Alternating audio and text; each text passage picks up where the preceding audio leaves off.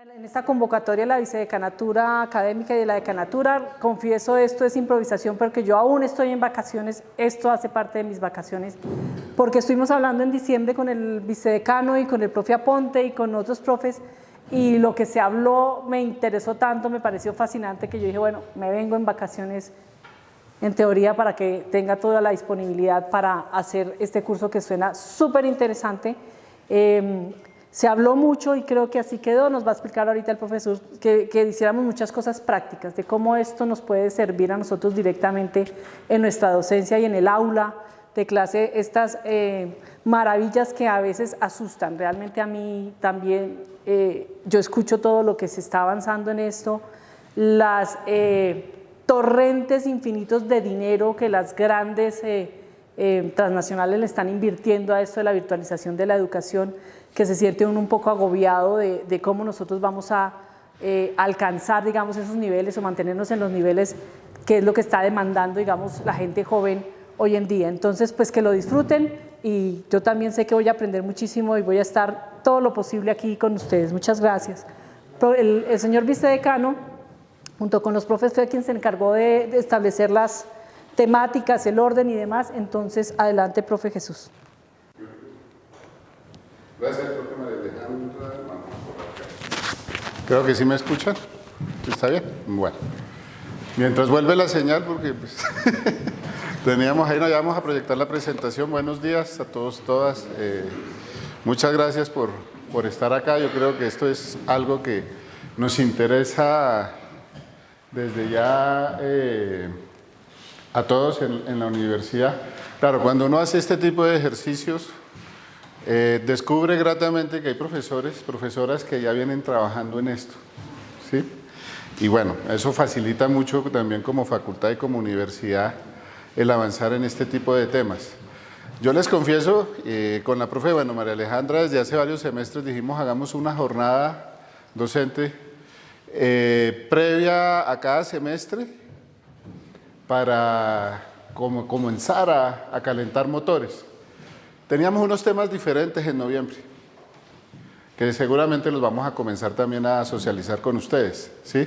Dentro de los cuales nos interesa más el impacto sobre los egresados que tiene la formación, con datos muy interesantes que ya dentro de poco vamos a comenzar a socializar. Y así las proyecciones en educación. Bueno, sin duda nadie desconoce que la parte de virtualización, entendiéndola que eso es muy amplio como se quiera ver, ¿cierto? La parte online, todo este tipo de herramientas que vienen ahora a tomar una especial importancia, ¿no? Siempre ustedes ya me han escuchado, ¿no? Pues una generación digital que tenemos nosotros de nuestros estudiantes que vamos recibiendo cada vez más, pues nosotros también debemos digitalizarnos. Entonces nosotros, pues, como bien lo dijo la profe María Alejandra, dijimos, ya varios estamos usando en alguna medida esto de inteligencia artificial y en ese sentido pues contactamos a los profesores Luis Fernando y Jairo Hernán para que nos colaboraran también, para que ellos de primera mano, ya sabemos que el profe Jairo Hernán lo venía utilizando, no es el único, y que lo miráramos, ¿no? Yo les cuento que pues el semestre en particular el pasado en un curso que yo dicto de suelos, fue el semestre que recibí los mejores informes de prácticas, de laboratorios, de ensayos. Y eso me llamó muchísimo la atención. Porque, bueno, los chicos ya están aprendiendo, ya están conociendo, ya así. Por supuesto que tenía que ver esto, la inteligencia artificial, ¿no? Y está bien. Claro, cuando yo les dije, bueno, ustedes usaron esta herramienta, ninguno me dijo que no, nadie dijo que sí tampoco. Pero pues la expresión que ellos tenían era evidente, que lo estaban usando, ¿no? Y hoy por hoy, pues esta es una herramienta que no solamente en lo académico, sino en la labor de muchos, tiene que incorporarse, ¿no? Una frase que la modifiqué, no recuerdo de dónde la leí, seguramente ustedes la han escuchado, ¿no? La inteligencia artificial no va a acabar con la ingeniería, pero un ingeniero, una ingeniera, que no sepa usar inteligencia artificial, pues seguramente va a quedar relegado o relegada. Entonces nos toca que prestar especial atención en este tipo de herramientas Y aquí lo que vamos a hacer pues, es un ejercicio de algunas experiencias de nosotros mismos, de algunas cosas que hemos observado, pues, ¿sí? Y bueno, vamos a tener algunos invitados. A partir de eso, pues, con todo este equipo de trabajo que ustedes seguramente ya conocen, más la ayuda de un estudiante, Andrés Fernando, que muy gentilmente nos está colaborando, es un chico de Ingeniería de Sistemas, gomoso de este tema, que llegó a nosotros gracias por el profe Jairo Hernán. Y pues bueno, vamos a ver diferentes ejercicios, ensayos de lo que se viene haciendo y como aquí se ve, pues esto es un equipo de trabajo que estamos aprendiendo seguramente como ustedes. De igual manera, reitero que si alguno de ustedes nos quiere compartir una experiencia, bienvenido, bienvenida, porque esto como la pandemia, ¿no? Que nos tocó movernos, fue un temblor fuerte y sobre la marcha nos toca ir aprendiendo, ¿no? Yo miro esto un poco como la primera vez que yo llegué a dictar clases también en una universidad. El tiempo que le dediqué, o que le dedicamos, pues fue altísimo. Y en la medida en que uno va avanzando, pues uno va alcanzando un punto de equilibrio. Y de alguna manera eso es lo que nosotros tenemos que hacer acá. Claro que con inteligencia artificial, ¿no? Pues esa es otra cosa. Muchos coincidimos en que pensábamos que la pandemia era lo último que nos iba a pasar justo antes de la pensión, ¿no?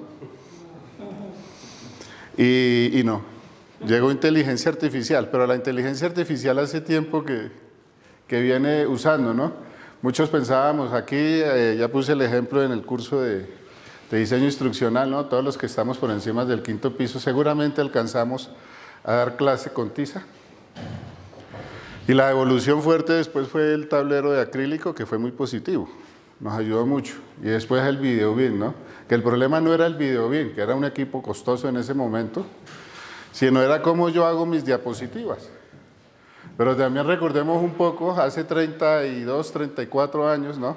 Cómo ese cambio de la máquina de escribir también al computador costó. Pues seguramente en esos paradigmas, en esos cambios, pueden ser disruptivos para unos, para otros no, pues nos vamos a tener que ver enfrentados. Nos vamos, no enfrentados más bien, tenemos que adaptarnos e incorporar este tipo de conocimientos también, ¿no? Aquí, para ver por qué, porque pues lógico, como ustedes saben, ¿no? La comunicación, si bien escrita comenzó hacia el año 3200 antes de Cristo, pues esto también la inteligencia artificial hoy por hoy hace parte de la comunicación. Yo tenía una imagen, pero me la quitaron, ¿sí? Porque yo tenía un lenguaje de señas, ¿no? Que fue el primer lenguaje quizás que usó la especie humana, ¿no? Entonces tenía un niño haciendo así, pues eso es grosero, entonces dijeron, no, quitémoslo porque las señas las entendemos todos. Pero también después los sonidos aparecen y ya cuando aparece la escritura, pues vemos cómo se da esta evolución. Pero hay que llamar la atención, no como desde el 3200 antes de Cristo hasta 1837, o hablemos de 1440, perdón, la creación de la imprenta. Pasaron casi 4 milenios. Hoy inteligencia artificial, o mejor hace 35 años, 30 años, pasar de la versión 1.0 a la 1.1 o a la 2 podía tomar 3 o 4 años. Hoy ese cambio se está dando en meses. Entonces nos toca que estar avanzando y estar lógicamente con eso en nuestro pensamiento, en qué está apareciendo y cómo lo incorporamos. Y así pues entonces vemos también lógico, todo lo que nos ha servido finalmente, ¿no? Para la invención de todo lo que hacemos. Entonces vemos cómo esos cambios se van acortando. Hablábamos hace algunas décadas de cambios generacionales cada 10 años. Tal vez hoy los cambios generacionales en los estudiantes es cada 3 años o menos, puede ser. Nuestros hijos, algunos ya nuestros nietos, ¿no? Pensar en sin internet.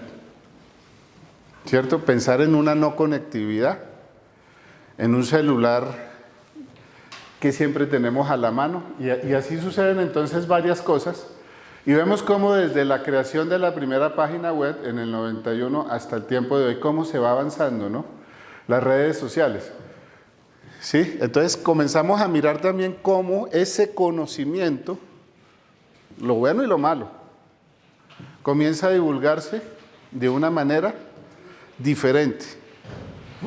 Y nosotros también tenemos que aprender, dentro de esas estrategias, es qué escogemos de esa información. Y así comenzamos a mirar que las aplicaciones, la realidad, la inteligencia artificial, ¿hacia dónde vamos a llegar? ¿Hacia dónde nos dirigiremos? Profesor Jairo Hernán decía que seguramente ya estamos cerca de tener los primeros cuidadores a través de la inteligencia artificial de seres humanos. Por diferentes razones. Primero porque también somos una población que nos estamos envejeciendo, que hay menos jóvenes. Entonces eso también ayuda o impacta en ese sentido a que la inteligencia artificial, ¿no? Que nos cuiden desde algún lugar lejano, que nos estén, como ya sucede, ¿no? Con el celular o con un teléfono inteligente, nos estamos monitoreando, pero nos están monitoreando también desde algún sitio. Seguramente en unos años ya no muy lejanos, vamos a tener varios dispositivos o aquellos enfermos que tienen una condición especial que pueden estar monitoreados minuto a minuto para saber también cómo es ese manejo que se debe dar.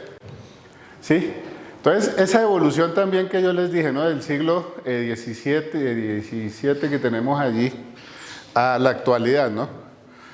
Yo decía también y mostraba cómo pensábamos que esa evolución para muchos iba a ser como el cambio, ¿no? Desde hace un siglo, o hace un siglo mejor, ese cambio se daba en un tablero de tiza, y la evolución era que el profesor estaba canoso, bueno, los que tenían cabello, ¿cierto? Y un poco más de peso. Esa era la evolución lógica. Hoy en día ya esa evolución ha modificado. Incluso hoy en la mañana alcancé a leer que parece que ya todo esto que está pasando está modificando el ADN del ser humano. Es decir, que también se están dando unas evoluciones físicas. Y este presente que tenemos acá, ¿no? Los chicos entonces bajo ambientes digitales. Ambientes digitales.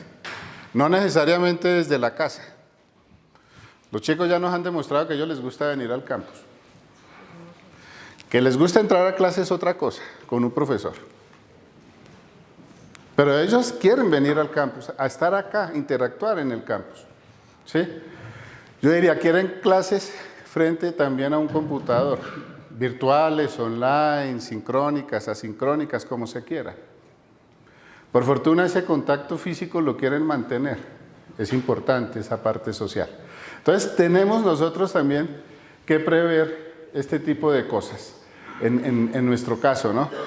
Hoy por hoy es más importante que antes la conectividad también que se debe tener en el mundo.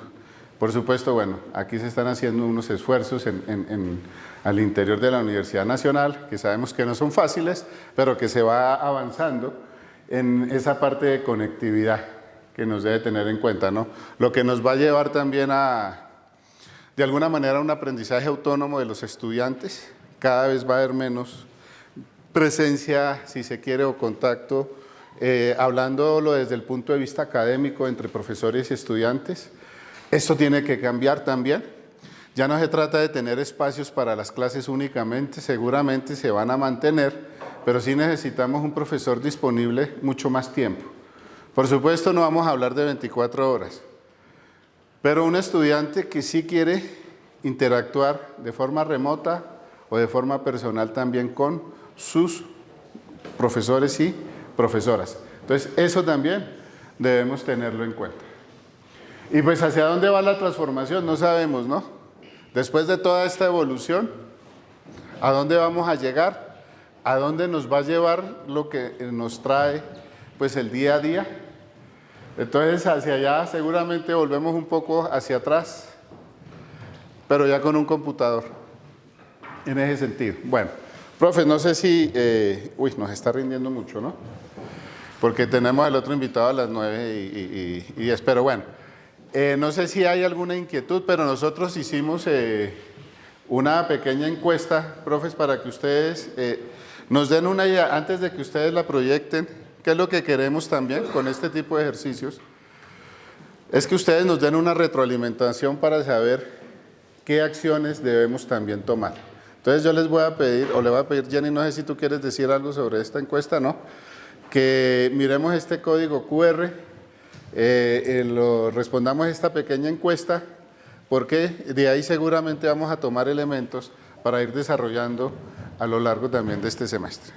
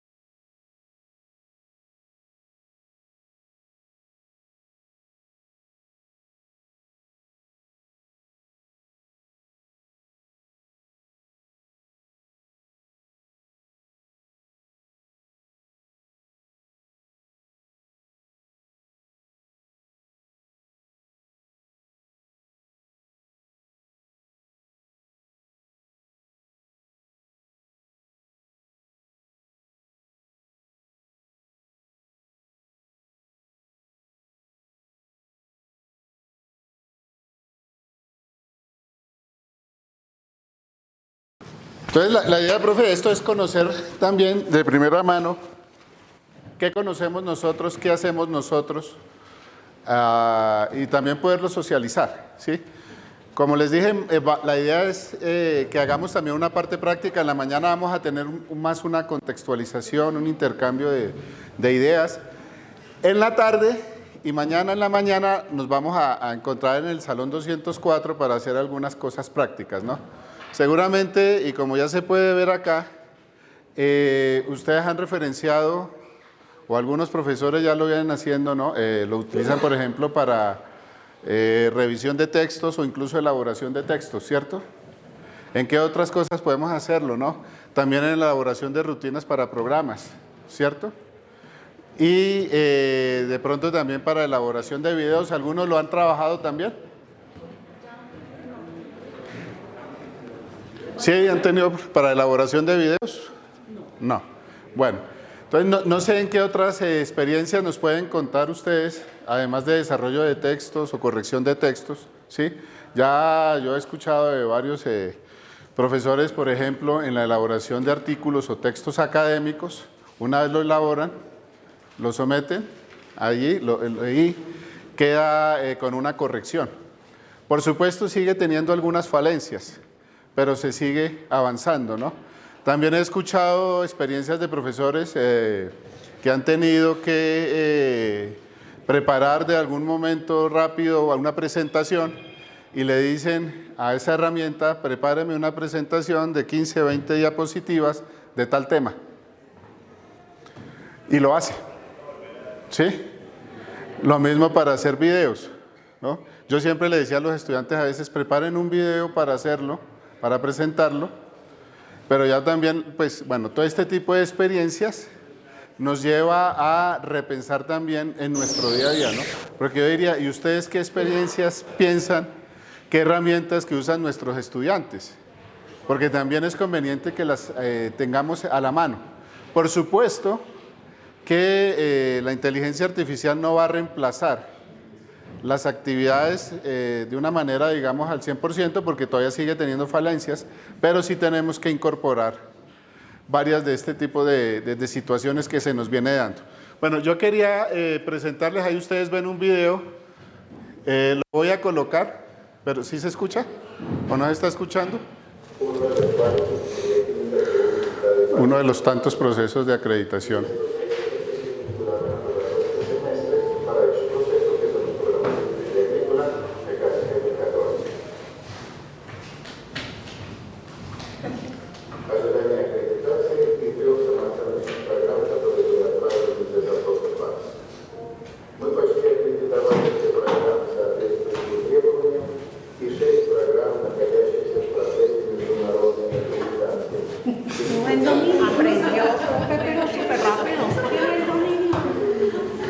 ¿Francés qué? Ruso.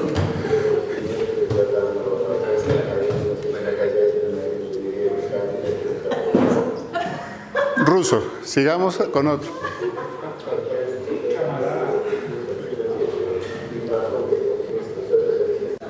¿Francés? No, ese es Chino. mandarín.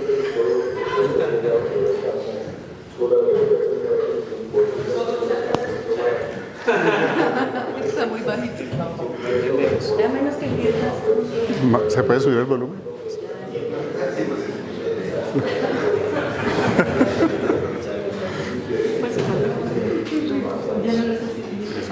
Bueno, ya vamos a mirar lo del sonido, pero bueno, el mensaje, ¿qué vieron del video de Raro? Además de que hablé en ruso y en chino, ¿no? Bueno, hablé es un decir, no fui yo. Oye, ¿y el tono de voz era el tuyo también? Y el tono de voz era el mío. Es la primera, ¿sí? Y la forma de modular los labios de acuerdo al idioma, profes. ¿Sí? Entonces, veo que el profe Oscar tal vez ya lo conocía o no. ¿No? Pero entonces, fíjense esta herramienta, lo potente que es. ¿Sí? Yo ya después la vamos mañana la vamos a trabajar, que no es la única. Pero, profes, ¿sí? Fíjense una de las cosas, ¿no? Uno hasta eventualmente podría coger un video para hacer una presentación y dejarla en una actividad sincrónica, remota en clase, ¿no? Profe Jairo Hernán tenía ahorita, le pido el favor que nos comente la historia de la reunión donde se conectó eso, ¿sí? Pero, profes, fijémonos que yo, por ejemplo, que era uno de los que les decía a los estudiantes, prepárenme un video en inglés, pues ahorita toca que decirlo, hágalo en vivo, tal vez. No, lo digo porque no se trata de llegar de pronto a este tipo de situaciones. Yo he sabido de instituciones educativas donde incluso piden que los informes los estudiantes lo hagan a mano en clase. Yo creo que no se trata de llegar a eso, pero ya está sucediendo. ¿Por qué? Yo les comenté, ¿no? Los mejores informes los recibí el semestre pasado. Ahí fue donde me llegó esa reflexión, sabía que se podía hacer.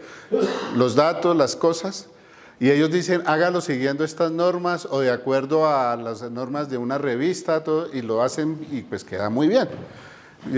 Con algunos errores de pronto gramaticales, ortográficos menos. Pero el mensaje que yo les quiero decir es precisamente, esto lo vamos a mirar cómo se puede hacer. Entonces ya cuando nos queramos asistir a un congreso sincrónico, remoto en China, ya lo vamos a poder hacer fácilmente, ¿no? Y así, además de que pues lógico, ya hay aplicaciones donde uno va a un país y ya no es que hablen para que le traduzca ahí, sino con un audífono ya también puede escuchar la traducción directamente. Y este tipo de experiencias queremos también compartirlas. Profe Jairo Hernán, ahorita sí la experiencia que usted nos comentó que también pues... Pues es una herramienta que se llama Autopilot, que algunos estudiantes de maestría que están usando son asistentes de reuniones. No sé, tal vez la técnica no lo contará mañana, profe. ¿Sí? Sí, es un asistente que usan los estudiantes de maestría y esos asistentes están programados para entrar a cualquier reunión de Meet, por ejemplo la clase. Yo creo que proyectemos los resultados. El asistente es como un participante más en la reunión. Toma notas de la reunión, hace resúmenes, toma imágenes de la presentación que uno está haciendo y además sabe quiénes están en la reunión. Bueno, la primera vez que entró un estudiante con esa herramienta, pues nosotros pensamos que nos habían hackeado.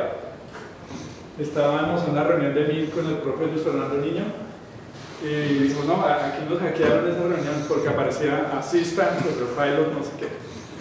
No, vamos, él era el host de la reunión, entonces digo, no, vamos a sacar a este intruso de acá. Pero yo me acordé que los estudiantes de maestría usaban eso. Le dije, no, espera un momentico porque ese es un asistente inteligente que el estudiante no había llegado a la reunión, pero el asistente está programado para entrar a la reunión. Entonces yo le dije, no, espere que ese es un asistente de inteligencia artificial que algún asistente tiene programado para entrar a este Meet. Él nos escuchó hablando de eso, ¿sí? Nos escuchó a los dos hablando sobre... Y en el chat se presentó. I am Autopilot Assistant of fulanito de tal. Y entonces se presentó. Entonces esa es una anécdota que nos pasó recientemente. Es muy poderosa la herramienta, uno podría atender múltiples reuniones simultáneamente, por ejemplo, con esos asistentes. Y mañana está previsto que venga a Iván Rosso, que es la persona que en ese momento estaba siendo reemplazado por el asistente. Él nos va a contar más detalles de las funcionalidades que hay con esos asistentes. Pero digamos, el punto es que los estudiantes están usando ese tipo de herramientas. ¿Sí? En mi curso la mitad de los estudiantes trabajaban. Y probablemente esos estudiantes saben usar Autopilot y quien asiste a la clase es el asistente virtual y no ellos.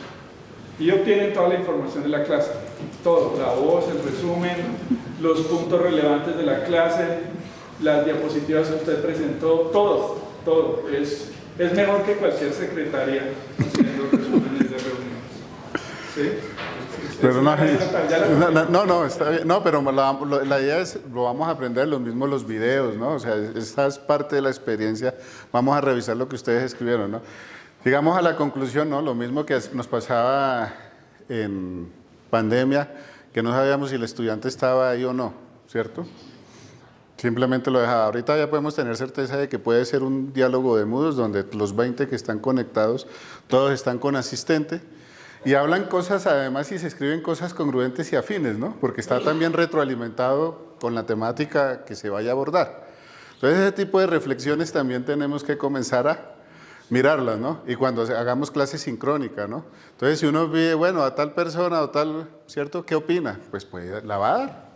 Y de pronto es muy acertada, más acertada de lo que uno espera en una clase, ¿cierto? Esta herramienta, una observación, la que acabamos de ver, es una herramienta que solo necesita 2 minutos de video de la persona, en este caso del profesor Camacho, en el que es conveniente que haya lenguaje verbal, y con esos 2 minutos él crea una especie de representación virtual del profesor Camacho, y de ahí para adelante se le puede poner a decir lo que quiera al profesor Camacho, en el lenguaje que quiera, en el idioma que quiera.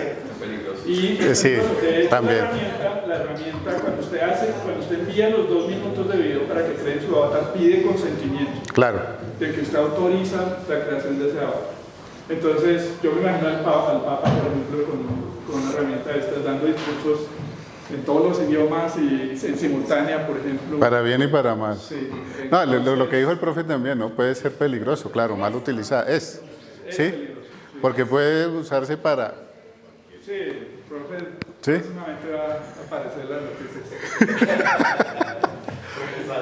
Sí, no, ya no nos van a hacer memes, nos van a hacer videos, profe, porque además nosotros en clase nos graban, así no nos demos cuenta, ¿no?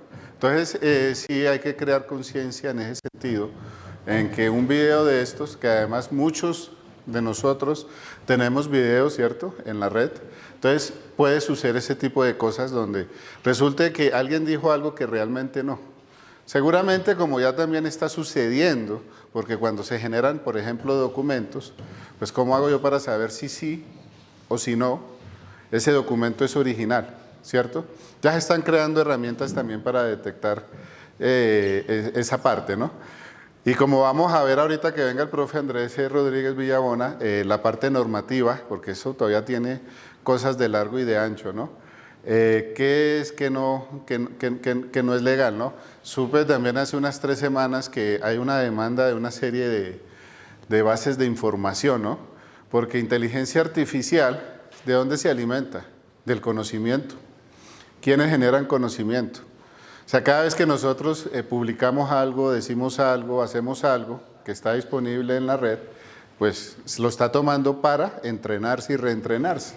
Entonces, ya hay varias también fuentes de información de datos que están llegando a eso, a decirle, oiga, ustedes están usando el conocimiento que está en tales partes y por qué, por ejemplo, aquellos que tienen diferentes publicaciones, ¿por qué no tienen derecho a regalías? Entonces, ese tipo de discusiones también se está dando. Profe, veamos, mientras viene ya el profe Andrés, un poco lo que ustedes nos respondieron. ¿Cuál es la percepción sobre el uso de la inteligencia artificial en los procesos de enseñanza, aprendizaje y evaluación? Bueno, yo creería que como vemos en enseñanza, lo vemos positiva, algunos piensan que negativa. Yo no sé si alguien de los que vio o nos comenta que es positiva, ¿por qué puede ser positiva? Y lo mismo también, ¿por qué puede ser negativa? ¿Quién se anima a compartirnos esa experiencia?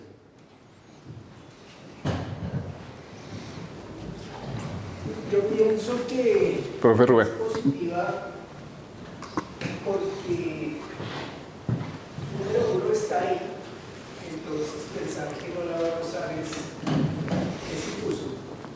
Pero es una herramienta más como cualquier otra herramienta digital. Pensar que, por ejemplo, les hagamos a nuestros estudiantes hacer las operaciones a mano versus usar la calculadora es lo más tonto del mundo. Cada vez les exigimos más a los chicos y pues en esta herramienta pues creo que les facilita la vida.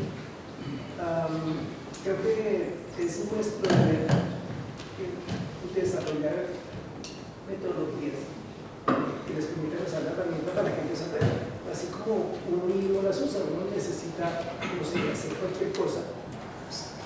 ChatGPT, necesito un documento que tenga estas características, no me sale. Y le está uno hablando la vida, no quiere decir que uno no lo haga, pero sí pienso que es importante que ellos lo hagan con responsabilidad y sobre todo que tengan una finalidad específica. Gracias, profe. No sé, ¿alguien más que quiera comentarnos? Profe. Creo que tiene aspecto negativo que se puede ver que la inteligencia artificial que limita la capacidad de análisis de los estudiantes. ¿Por qué? Porque se limita simplemente a bajar los textos, copiarlos, presentarlos, pero no analizan qué fue lo que trabajaron. Ese es el problema. Pero con la herramienta sí es excelente para el manejo de muchas cosas. Pero sí es fundamental que los estudiantes aprendan a analizar los procesos, los comportamientos, y eso sí está bien. Gracias, profe.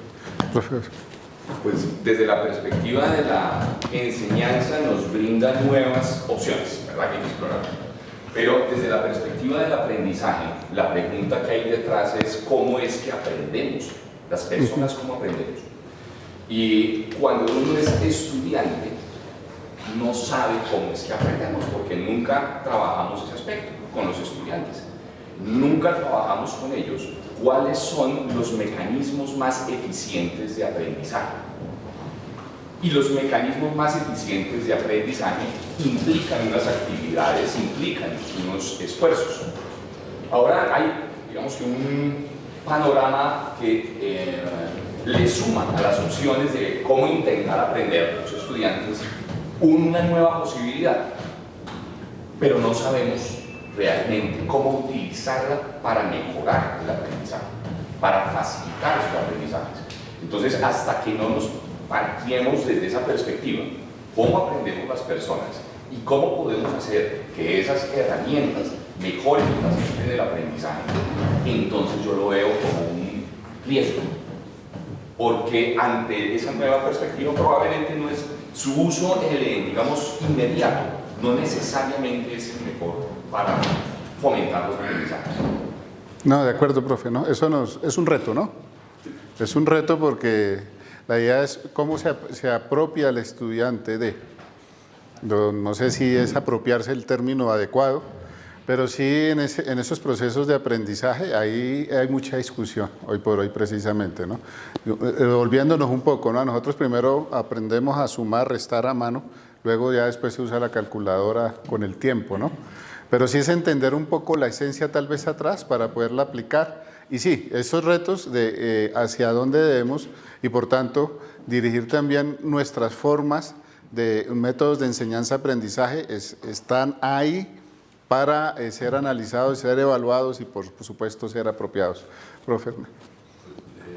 Eso es una realidad y para una facultad de ingeniería la reflexión es cómo lo introducimos al aula, cómo lo manejamos los docentes. Creo que el reto es cómo ayudarle a los docentes a manejar estas herramientas y también construir políticas, ¿no? O sea, no puede ser como solo un diálogo entre el docente y su grupo, sino dan las mismas políticas, bueno, qué se acepta, qué no se acepta, cómo se evalúa y esto, si no, ese tema casuístico va a empezar a desbordar a las instancias académico-administrativas de decisión. O sea, ¿qué es eso? ¿Es un plagio? ¿No es un plagio? ¿Es una copia? ¿Hizo la tarea? ¿No la hizo? Pero no podemos, o sea, no podemos decir que no pueden entrar el celular ni entrar esto, porque si nosotros teníamos parciales del libro abierto, pues podíamos entrar. Entonces, había profesores que hace 30 o 40 años ya habían resuelto ese problema. Profe Espinel.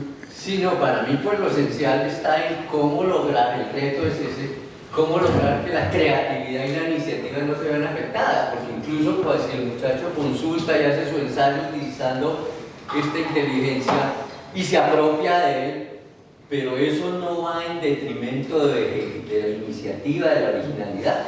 Pues cómo lograr que eso no se vea afectado al utilizar este tipo de herramientas, la creatividad. Claro, no, ¿y a quién estamos calificando, no? También evaluando, enseñando, ¿cierto? A un estudiante, una persona o a una herramienta. También es ver cómo se puede hacer. Bueno, profe, sigamos, miremos qué herramientas ya se están usando. Bueno, ahí tenemos ChatGPT, ChatDALL-E, el Bit Creator, Turnitin, Machine Learning. Bueno, no está muy mal familiarizado. Pero ya tenemos aquí algunas herramientas. ¿Cuántas herramientas tenemos hoy por hoy, Andrés? Cualquier cantidad, de lo que uno quiera. Sí, Andrés es el estudiante que les hice referencia de últimos semestres de Ingeniería de Sistemas. ¿Cuáles son las más usadas, Andrés o profe Hernán? Las más usadas suelen ser las que generan presentaciones. Por ejemplo, mañana se les va a presentar sobre una herramienta que genera presentaciones de diapositivas con solo una frase. Entonces yo digo, quiero generar una presentación sobre tal y tal tema que tenga imágenes así y así, y listo. Y se genera completamente así facilito. Así como estos, hay todo tipo de herramientas. ¿Quieres hacer qué? También se va a hablar sobre una mañana que analiza PDFs, que lo que hace es que pues, uno le pasa un artículo científico, por ejemplo, y hace un análisis completo y uno hace preguntas sobre ese documento, y si es un documento muy extenso, pues uno no necesita leerlo, sino que pues simplemente se le pasa al asistente y el asistente hace todo el análisis que uno quiera y ya solo es cuestión que uno le sepa hacer las preguntas correctas para pues, dar con los resultados que uno quiere. Sí. Y así en general. No, incluso también, no quiero hacer una evaluación sobre tal tema, ¿sí? Con 20 preguntas de selección múltiple, 10 de falso verdadero, también creo que se puede desarrollar, ¿no? Y se pueden hacer online y en el segundo también puede tener el estudiante ya la evaluación. Entonces, como vemos, de un lado y de otro, ¿no? Cosas que hay que hacer reflexión también para poderlas entender, ¿no? Bueno, dicen los profesores que inteligencia artificial en sus actividades docentes está 50-50, ¿no? Yo creería que tal vez hasta puede ser el 100% o no. Herramientas tan simples como ¿cuáles? No sé, yo pienso que esto de Machine Learning... ¿Ah? El corrector de gramática de Office es algo de inteligencia artificial, ¿sí? Lo que pasa es que a veces uno menosprecia y no lo define de esa manera. Y vale la pena decir este ejemplo que nos dio la profe Sandra, gracias profe, es porque realmente cuánto hace que lo estamos usando, ¿no? Lo que pasa es que ahorita hubo como ese boom después de la pandemia de muchas otras cosas.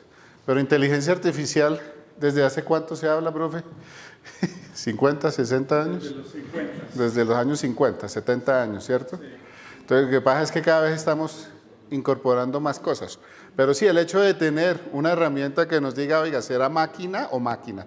¿Cierto? Revolver o revólver, ¿cierto? Todo este tipo de cosas ya realmente lo estaban usando y lo estamos entonces ahí trabajando. Valdría la pena ver también por qué sí o por qué no dicen los profesores esto, pero bueno, eso es para que lo miremos después, ¿no? Lo mismo de verificación de tesis, aquí algunas de cómo se ha usado, ¿no? ChatGPT, retroalimentación, revisión de informes. Ah, bueno, interesante, ¿no? Revisión de informes. Si yo pido los informes digitales, claro, podemos ir a lo del diálogo que expusimos ahora, ¿no? Los chicos hacen los informes con una herramienta y nosotros los evaluamos con otra herramienta, ¿no?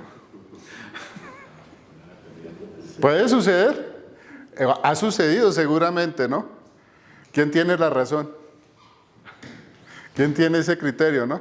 Entonces, ese tipo de cosas, algunos decían, bueno, con esto de inteligencia artificial, esa parte subjetiva, podemos decirlo tal vez emocional, también.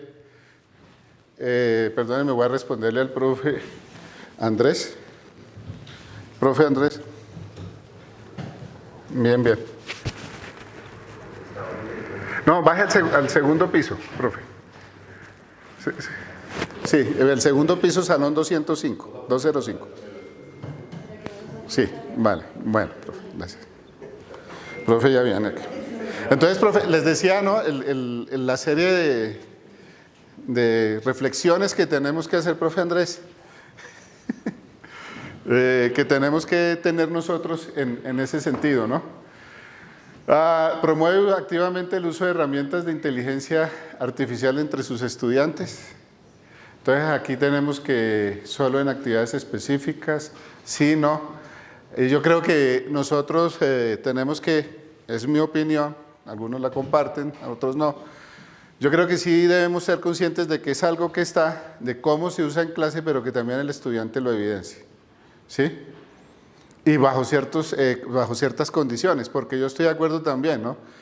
Hasta dónde el estudiante, porque él coge unos datos, por ejemplo, para hacer el informe, pero la discusión de esos resultados la hará bien un ChatGPT o alguna otra herramienta.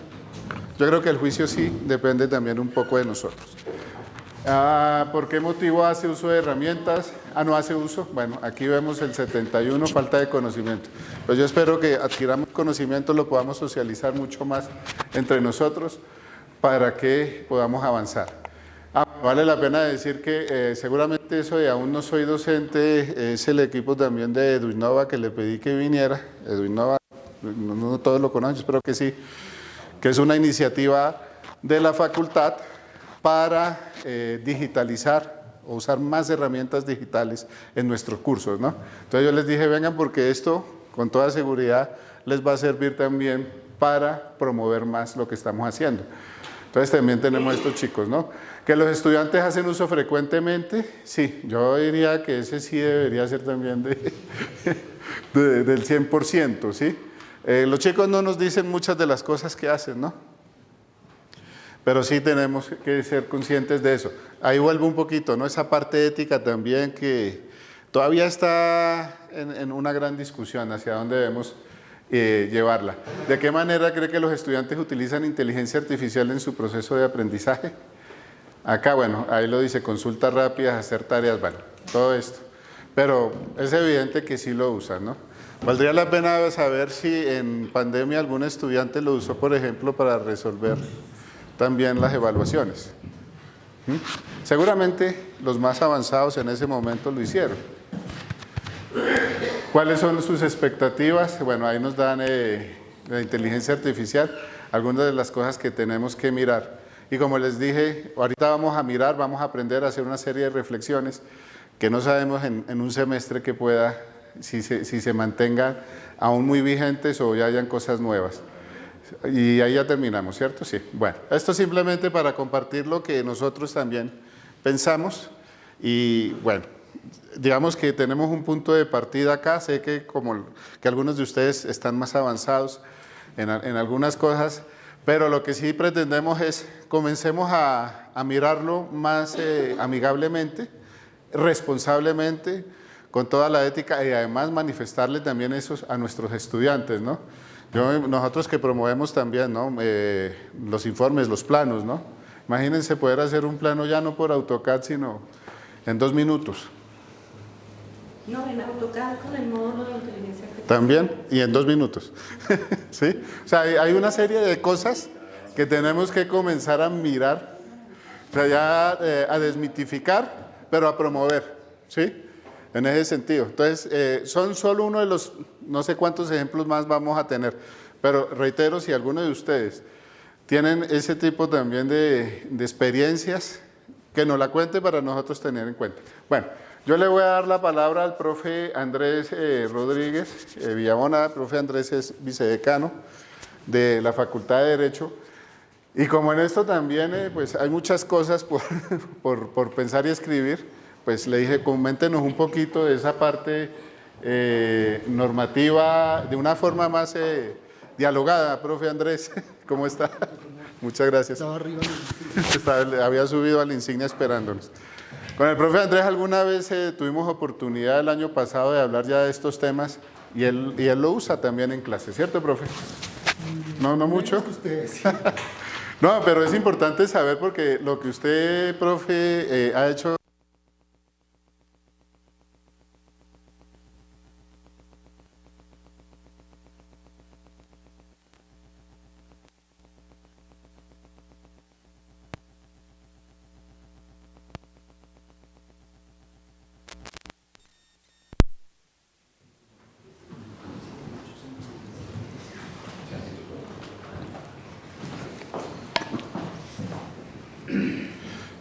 Bueno, muy bien, buenos días a todas y todos. Muchas gracias al profesor por esta... ¿Quiere este?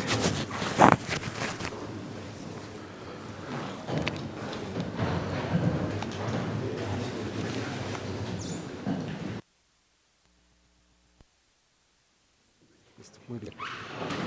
Bueno, les decía que muchas gracias al profesor Jesús Hernán por su amable invitación a este escenario pues tan importante. Yo pues por supuesto no pretendo venirles aquí a hablar de ningún aspecto técnico relacionado pues con la inteligencia artificial y sus componentes pues tecnológicos. Ya. Bueno, pues mientras tanto voy avanzando.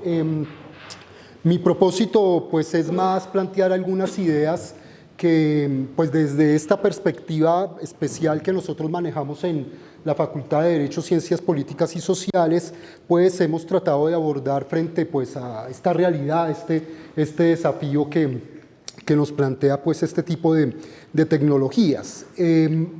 Aquí hay, yo diría, una especie de paradoja respecto a lo que acaba de plantear el profesor Jesús Hernán, porque yo, pues, viendo un poco las experiencias en otras facultades, tal vez en la Facultad de Derecho y Ciencias Políticas es una de las áreas donde el uso de la inteligencia artificial en la formación, en la investigación, pues está más rezagado, pues, sí, por supuesto si lo comparamos en el caso de ingenierías, de ciencias, etcétera. Pero en los ámbitos o digamos en las realidades que son objeto de nuestro estudio en la Facultad de Derecho y Ciencias Políticas, es decir, en las instituciones, en la democracia, en el contexto jurídico, pues ya la inteligencia artificial y el uso de tecnologías asociadas pues ya se está haciendo presente de manera muy, muy clara.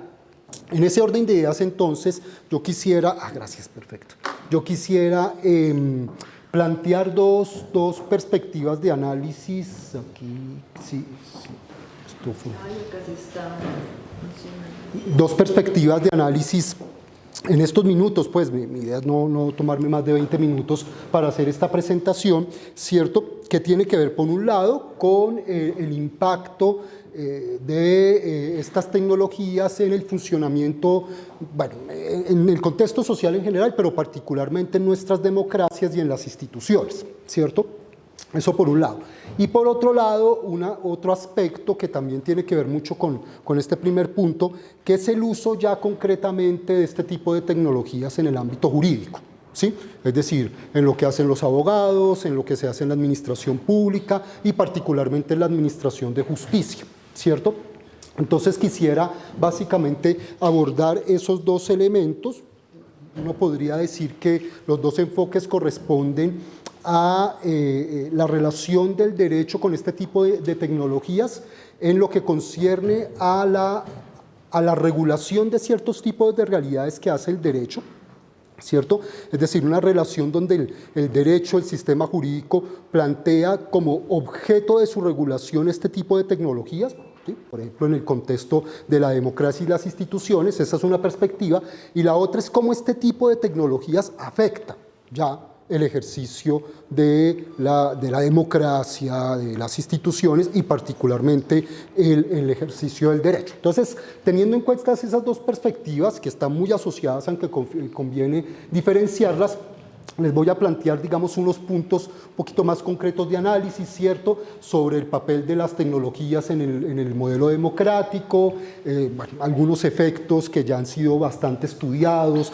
particularmente en una de las manifestaciones más claras de este tipo de tecnologías, que son, pues, cierto tipo de redes sociales y otras herramientas de este tipo, la reconfiguración que esto supone del modelo capitalista, del modelo político, ¿cierto?, y cómo uno de los impactos de estas nuevas tecnologías, pues, es la información, el uso de la información y el control sociopolítico, ¿sí?, que, pues, se ha manifestado en algunos escenarios democráticos en los últimos años. Estos 4 primeros componentes harían parte de la primera perspectiva que acabo de anunciar. Y en cuanto a la segunda perspectiva, quisiera aquí plantearles algunos aspectos relacionados con el uso de estas tecnologías en el ámbito del derecho en un escenario particular, que es el de la administración de justicia. Hay otros escenarios, la administración pública, la función, digamos, o el papel que cumplen los abogados en litigio en estos ámbitos, pero yo me voy a concentrar en esas particularmente, aunque mencionaré las otras también. Allí se plantea una distinción como para plantear la posibilidad de aplicar este tipo de tecnologías en este ámbito entre justicia equitativa y justicia codificada, ya me referiría a eso, ¿cierto?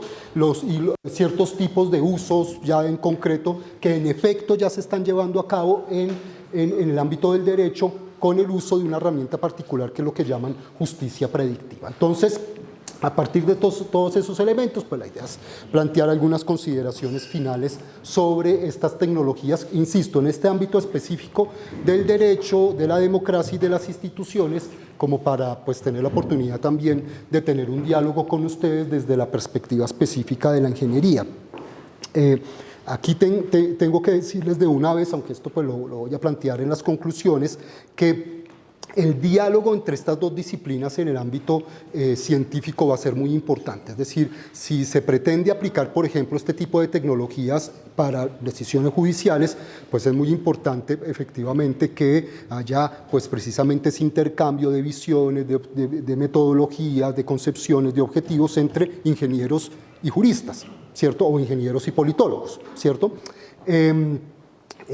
Incluso a través de algunas herramientas de la computación cognitiva o la inteligencia cognitiva, que es donde también se ha venido desarrollando este tipo, pues, de herramientas. Muy bien, entonces comienzo con la primera perspectiva, ¿cierto?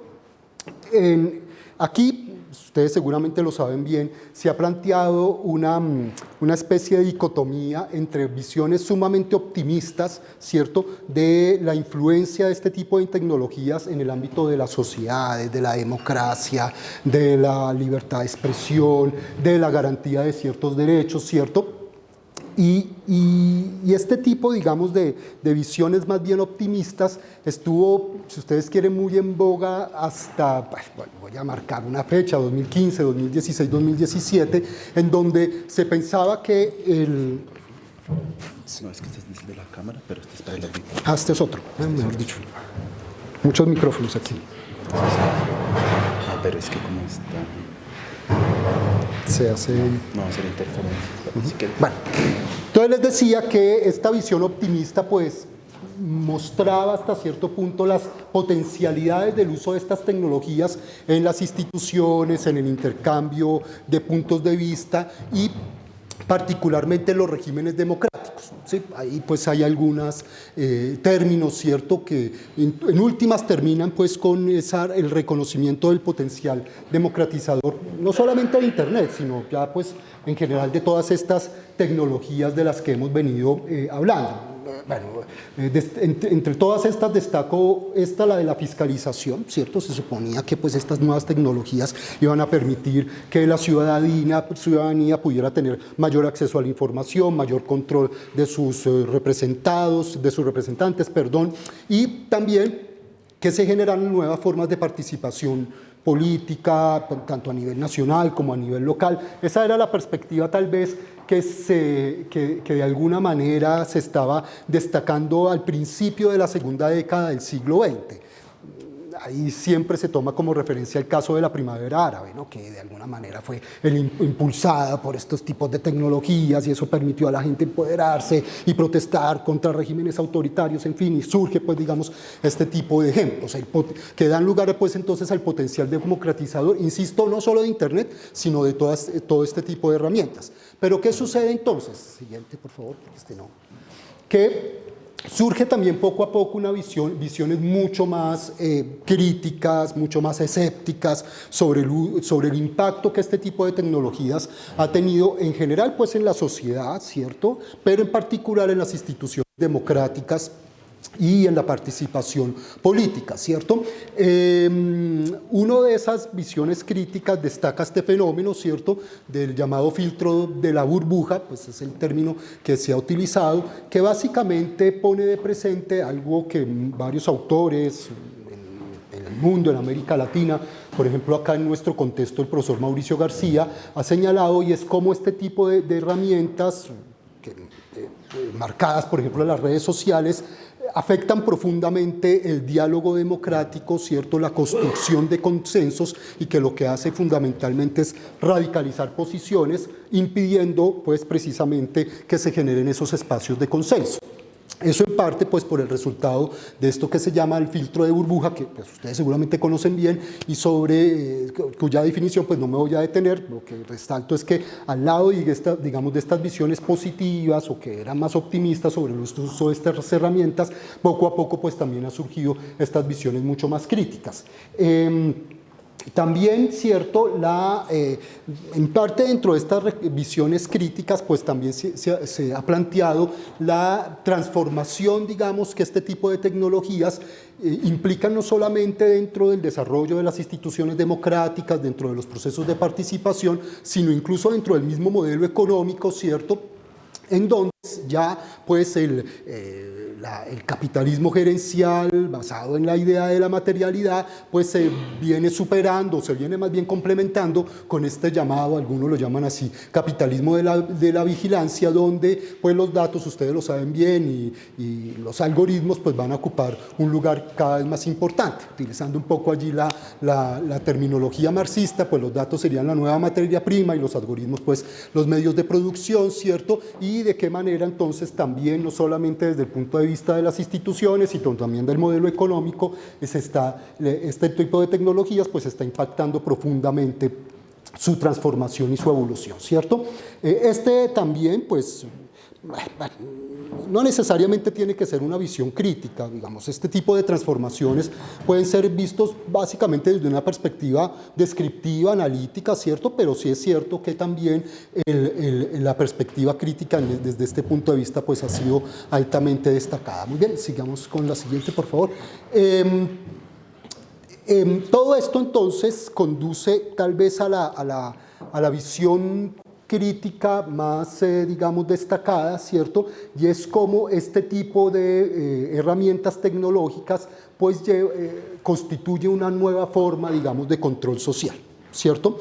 No solamente está este punto que acabo de señalar, donde se señala donde se indica que las redes sociales, este tipo de tecnologías afectan profundamente la democracia porque no permiten el logro de consenso, radicalizan posiciones, sino que además, ¿cierto?, se afirma que este tipo de herramientas está básicamente falseando la democracia porque ya las decisiones no las toma la ciudadanía, una ciudadanía, digamos que en principio podría estar mayormente informada con este tipo de herramientas, sino que lo está tomando personas profundamente manipuladas, ¿cierto? A través precisamente de estas herramientas tecnológicas, de estos algoritmos, de la inteligencia artificial, y los sucesos que se dieron en muchas partes del mundo, ¿cierto?, en relación con el uso de redes sociales y la manipulación de la opinión pública, pues acentuaron, digamos, este tipo de críticas.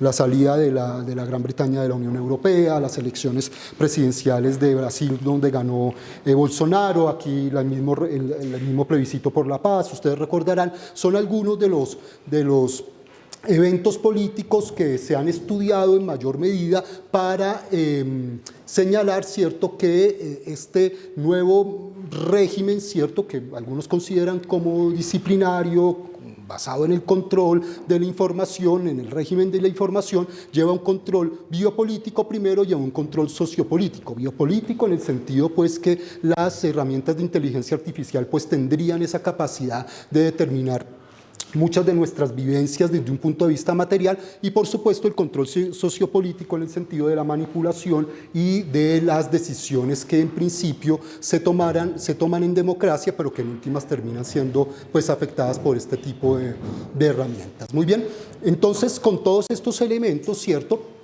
Lo que quisiera señalar es que la otra perspectiva, la perspectiva más positiva y más optimista, no es que haya sido completamente abandonada. Sí, todavía se mantiene una visión que señala que el uso de este tipo de herramientas puede ser todavía una oportunidad, ¿cierto? Una oportunidad para hacer más transparente la información, lograr un mayor control de las instituciones y de los gobernantes, facilitar los mecanismos de participación política, ¿cierto?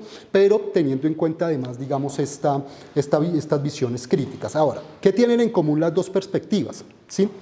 Que desde el punto de vista analítico, básicamente están de acuerdo en que pues, esto ya es una realidad con la que tenemos que lidiar, ¿cierto? Y una de las formas de enfrentar esta realidad, ¿cierto? Ya sea que uno la asuma de manera optimista o de manera crítica, ¿cierto?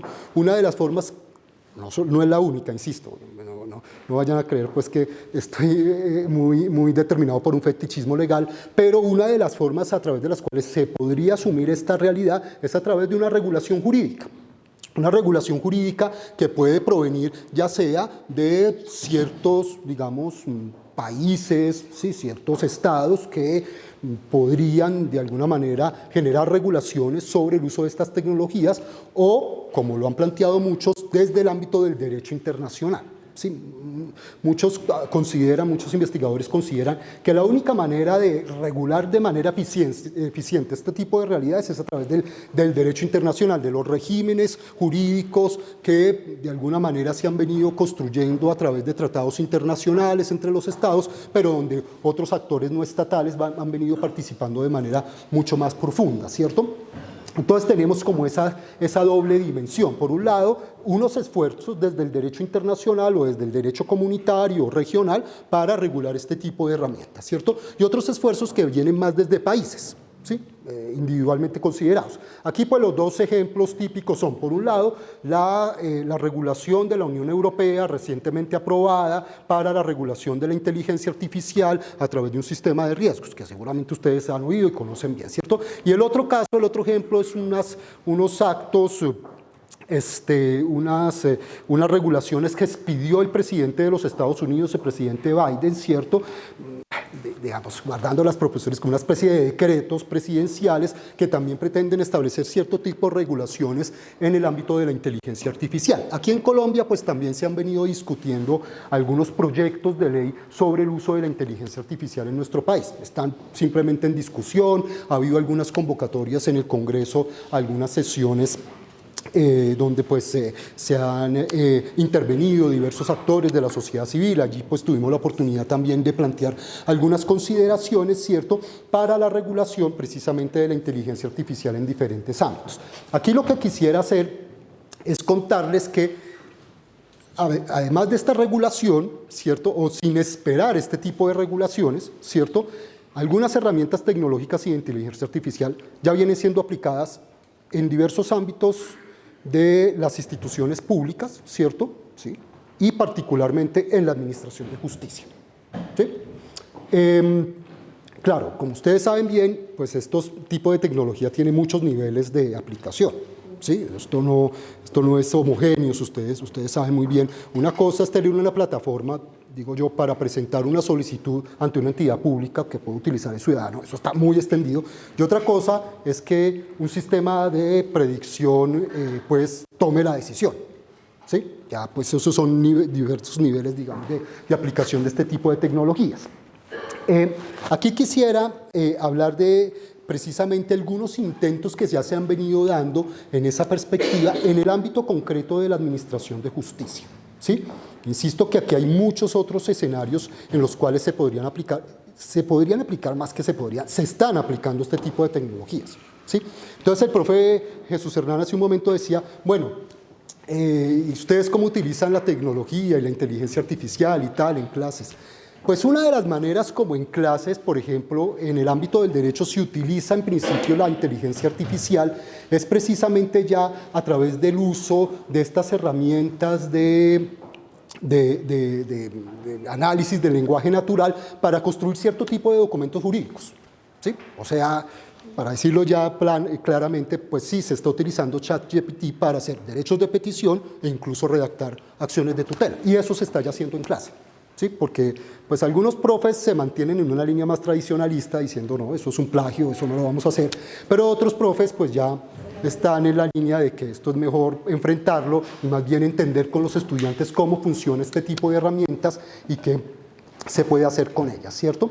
Entonces, ¿también está afectando este tipo de tecnologías la formación en el ámbito político, en el ámbito jurídico? Sí, profundamente, ¿sí? Y yo siento que hasta cierto punto estamos siendo desbordados y superados por las expectativas y por las implicaciones que este tipo de tecnologías va a tener en el ámbito del derecho.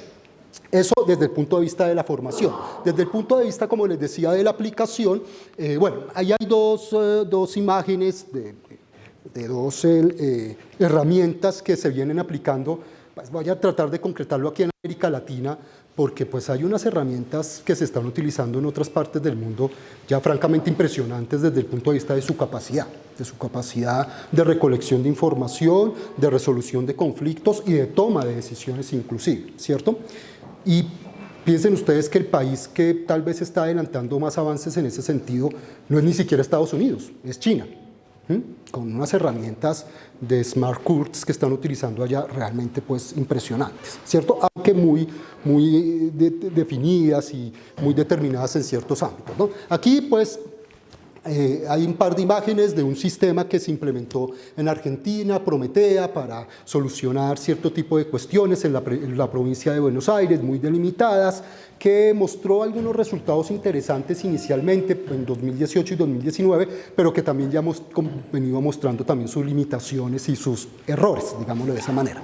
Y de otro lado está pues, el caso pues, colombiano, el de Pretoria, una herramienta que apoya la selección de tutelas que la Corte Constitucional tiene la potestad de revisar. Sí, la Corte Constitucional no examina todas las acciones de tutela que se presentan en el país, solo examina un porcentaje mínimo, ¿cierto? Son más de 600.000 tutelas al año, pues la Corte Constitucional ni ningún tribunal humano tendría esa capacidad pues, de decidir 600.000 tutelas. Selecciona algunas con base en unos criterios, entonces esta herramienta ha tratado de implementar precisamente un modelo de aprendizaje automático asistido para apoyar la selección de esas tutelas, al menos en cierto ámbito, en el ámbito del derecho a la salud, que es uno de los que, digamos, más tutelas se presenta, ¿cierto? Todo esto en un contexto, entonces, donde se ha planteado, como les decía, la aplicación de este tipo de herramientas para muy diversas tareas. Sobre las tareas ya voy a volver, ¿cierto? O sea, claro, uno aquí entre abogados, siempre el miedo, digámoslo de esa manera, es que va a venir un robot o un programa de estos a reemplazar a los jueces y a los abogados, y bueno, en fin. Que reemplazar a los jueces, a los abogados, no sé si sea buena idea, de pronto sí. Pero efectivamente se plantea, digamos, la discusión en esos términos cuando realmente la multitud de tareas que este tipo de tecnologías puede asumir en el ámbito del derecho y de las instituciones es muy amplio, ¿cierto? Ahora, en cuanto a la decisión, que tal vez es el punto donde más debates puede generarse, algunos autores han planteado la posibilidad, ¿cierto?, que este tipo de herramienta sea utilizada para la decisión, ¿sí?, para reemplazar al humano en la toma de decisiones en el ámbito jurídico, en el ámbito administrativo, siempre que se parta de una distinción, ¿sí?, una distinción que en el ámbito jurídico está muy extendida, mucho antes de que este tipo de tecnología se planteara, que es la distinción entre casos fáciles y casos difíciles, ¿sí? O sea, pues imagínense ustedes, hablemos de 600.000 tutelas, pues si todas las 600.000 tutelas fueran casos que requieren pues de un examen probatorio muy complejo, de una argumentación jurídica muy elaborada, pues básicamente el sistema judicial estaría completamente bloqueado, o sea, no estaría en los 3 tiempos en que anda ahora, que es lento, muy lento y bloqueado, estaría bloqueado, ¿cierto? Y pues prácticamente ninguna decisión se podría tomar. Hay muchas decisiones en el ámbito jurídico que son rutinarias, ¿sí? Que están basadas tanto en supuestos fácticos y probatorios como en un análisis normativo real, digamos, relativamente sencillo, que no requieren, digamos, de una profundidad en el análisis tanto jurisprudencial, normativo, ¿cierto?, como fáctico, ¿cierto?, a manera pues de input, ¿cierto?, de elementos de entrada del sistema, ¿cierto?, y eso permitiría pues tener una decisión pues relativamente sencilla, ya sea tomada por un humano, en el caso de cuando estamos ante un caso fácil, o pues a través de un sistema algorítmico, ¿cierto? Aquí se ha utilizado particularmente un tipo de sistemas que se basan, digamos, en criterios pues, predictivos, es decir, como la mejor capacidad de estos sistemas informáticos, de estos algoritmos, es pues, analizar muchísima información, entonces con mucha información, otra vez las 1600.000 tutelas, ¿cierto? Pues uno podría ahí tomar ciertos parámetros a través de estos sistemas de aprendizaje automático asistido, ¿cierto? Aquí me estoy metiendo en este ámbito de ustedes, ¿cierto? Pero como les decía, pues el diálogo aquí entre los juristas y los ingenieros va siendo muy importante, porque ese es jurista el que finalmente le dice al ingeniero, etiquete así, clasifique así, toma en cuenta este tipo de estructuras de lenguaje natural de esta manera, de forma que el sistema pueda identificar cuáles fueron los parámetros de decisión en casos anteriores y los aplique en el caso nuevo, ¿sí? Siempre que se establezcan ciertas similitudes fácticas en los casos anteriores frente al caso nuevo, ¿sí?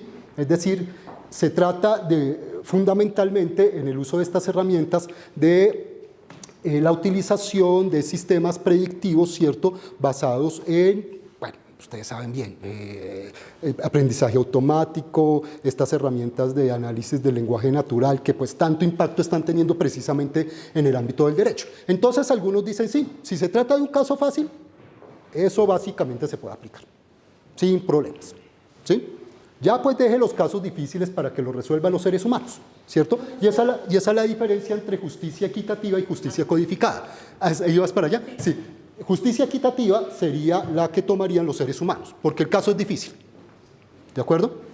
En cambio, el caso fácil, ¿cierto?, se tomaría a través de una justicia codificada que podría tomar en principio pues, un sistema informático. Esa es una denominación pues, que se da para el uso de estas herramientas. Muy bien, en el punto de la decisión, pero resulta que, creo que ya, como les decía, no solamente este tipo de herramientas se puede utilizar para la aplicación del derecho, en términos generales, ¿cierto? Se puede utilizar en otros escenarios. Ahí solamente planteo 2 para esta presentación, ¿cierto? Uno que genera también muchas inquietudes, pero que también implica una de las funciones importantes que se cumple en un sistema judicial y en un sistema público en general, que es el de fiscalización. Por ejemplo, ¿cuántos tribunales están siguiendo en acciones de tutela los precedentes de la Corte Constitucional?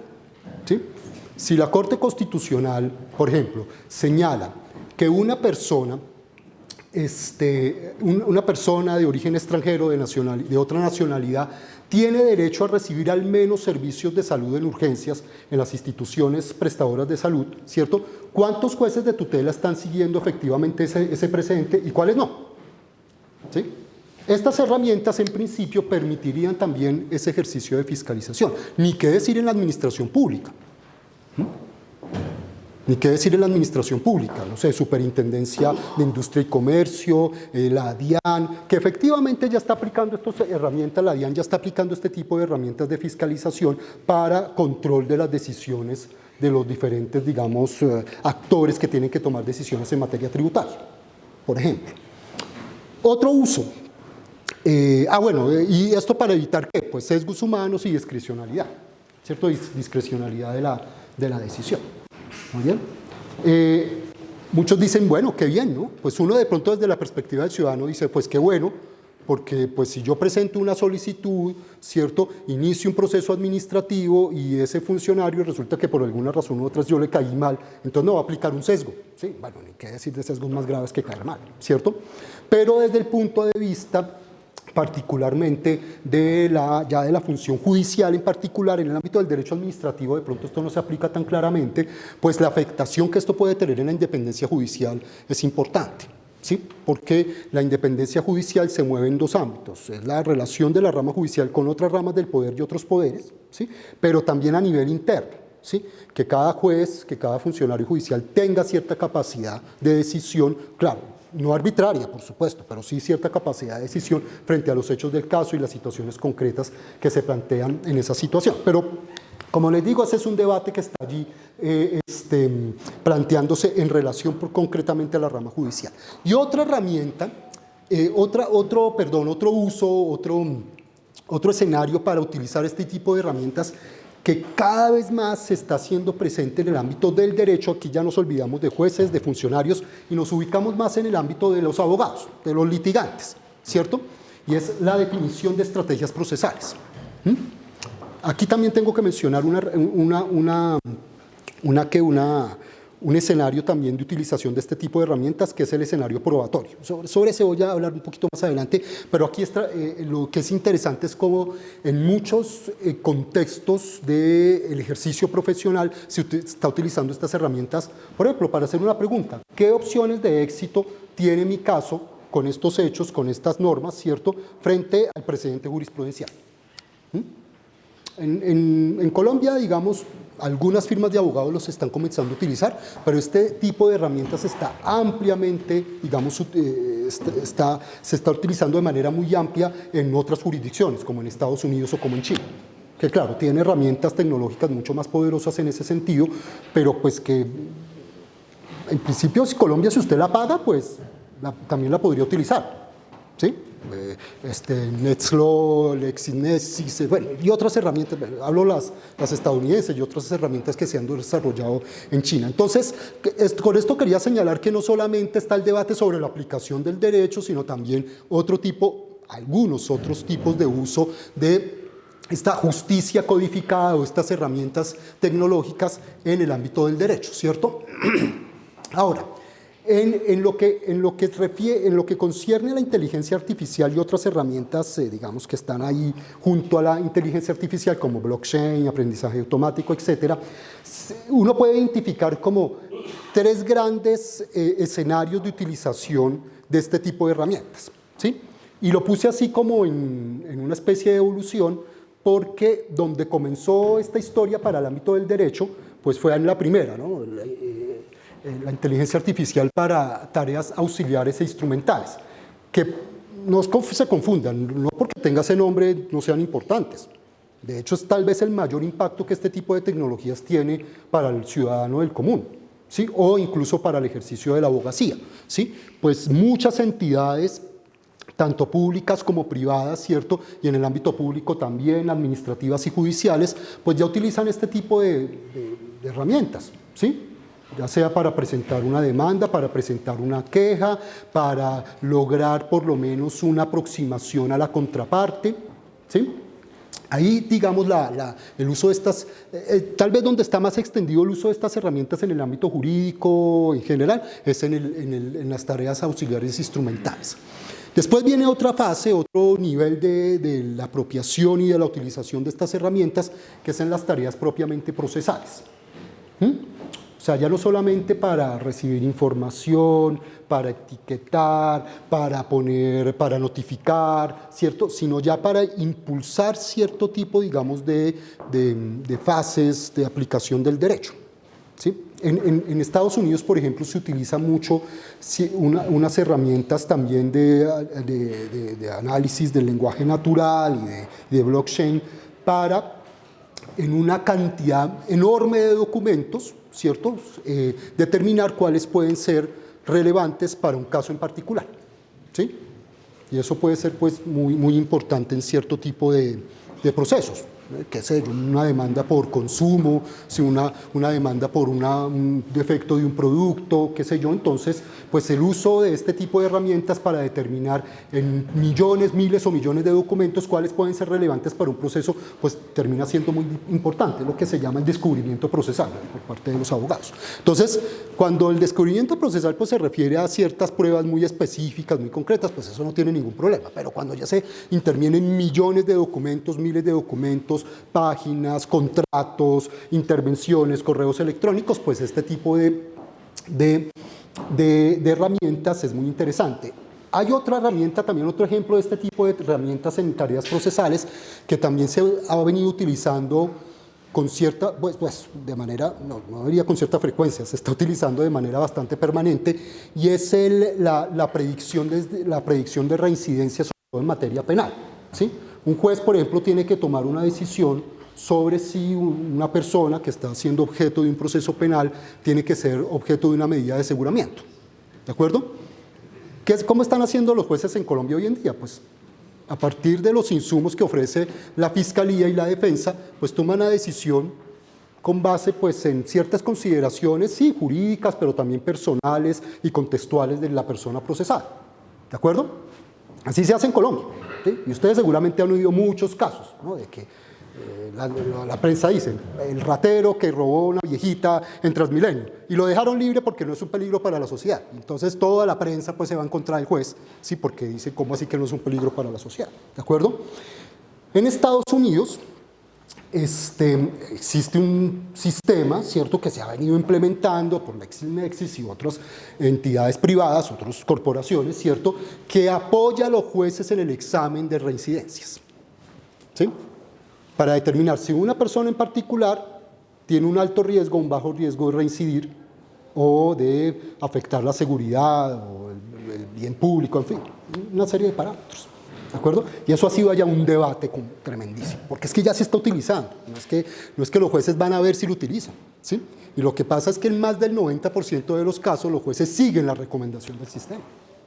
O sea, no estamos hablando de que los jueces digan, no, vamos a hacer el balance, a ver si efectivamente el sistema está bien o no. Los jueces dicen, listo, por ahí nos vamos, ¿de acuerdo? Entonces, mientras que unos afirman que ese tipo de sistema está profundamente sesgado desde el punto de vista racial, de género, económico, otros, por lo contrario, pues destacan la capacidad que tiene ese sistema efectivamente de prevenir cierto tipo de situaciones. Es la visión securitista que les hablaba hace un momento, ¿cierto? Y finalmente está como el punto de lo que sería el punto culminante de esta evolución, del que ya les venía hablando, que es la intervención de este tipo de herramientas en tareas ya propiamente decisorias. O sea, el juez robot, sí, de hecho es el nombre que le ponen, ¿cierto? El juez robot, ¿sí? Puede que todavía no sea el juez, ¿sí? Pero al final de cuentas sí puede tomar decisiones en otros ámbitos. Por ejemplo, en ámbitos comerciales ya eso claramente se hace, ¿sí? O sea, ustedes lo saben muy bien, ¿sí? Entonces la pregunta es si esas mismas herramientas que ya se utilizan en materia comercial, ¿cierto?, se pueden aplicar en el ámbito público y particularmente en la administración de justicia, ¿sí? Ustedes saben muy bien que esta plataforma eBay y otras plataformas económicas ya utilizan ese tipo de herramientas para decidir miles de casos de manera muy rápida y eficiente, dice la publicidad. Vamos a ver, pero decide el caso. Entonces la gran pregunta es, ¿podemos trasladar, por ejemplo, este tipo de decisiones para aplicar por parte, para hablar en el caso de Colombia, de la Superintendencia de Salud, para determinar si una EPS o una IPS violó el régimen jurídico de la prestación de los servicios de salud? Como son tantos casos, es tanta información, ¿cierto? Pues no es mejor que una herramienta de estas pudiera tomar la decisión, de pronto verificada o apelable ante un ser humano, ¿sí? Y de ahí pues el salto a la decisión judicial puede que no sea muy, muy lejano. Todo esto pensando finalmente en una muy vieja pretensión que ha habido en el derecho, ¿sí?, que es la reducción de la arbitrariedad en la aplicación del derecho, ¿sí? Un señor por allá en el siglo XVIII, el marqués de Beccaria, pues ya decía eso, decía la decisión judicial debería ser un algoritmo, un silogismo perfecto. El tipo ya decía eso a mediados del siglo XVIII. Usted quiere garantizar los derechos de la ciudadanía, de los individuos, que la decisión judicial sea un silogismo perfecto. Premisa mayor la norma, premisa menor los hechos del caso, sentencia la conclusión. Y decía el hombre, si hay al menos 2 silogismos, ya, arbitrariedad judicial. ¿Sí? Y eso se convirtió, digamos, en un referente fundamental en la evolución del derecho, porque efectivamente para muchos abogados, para muchos juristas, esa es la forma ideal de aplicar el derecho. Pues pareciera entonces que estas herramientas de inteligencia artificial y conexas, ¿cierto?, estarían ofreciendo los insumos o las bases para lograr ese viejo objetivo del Marqués de Beccaria, ¿cierto?, de decir que la decisión judicial se podría reducir a un silogismo, ni siquiera a varios, a uno, porque él decía que varios ya podían caer en una decisión pues arbitraria, ¿cierto? Hacia allá, digamos, más o menos iban pues estas consideraciones finales o conclusiones sobre todo lo que les he venido diciendo. Por un lado, ¿cierto?, los riesgos, pero también las potencialidades que este tipo de herramientas implica para la democracia y la participación ciudadana. ¿Sí? Está por verse pues que yo creo que la cosa aquí no va a ser binaria, no va a ser que esto va a ser la panacea por un lado o el acabose por el otro para la democracia, sino que al final de cuentas pues también este tipo de herramientas se adaptará a los procesos democráticos, políticos, institucionales y podrán ser pues utilizados también como una herramienta para control y mayor participación. Eso en el ámbito de las instituciones y la democracia, la primera perspectiva.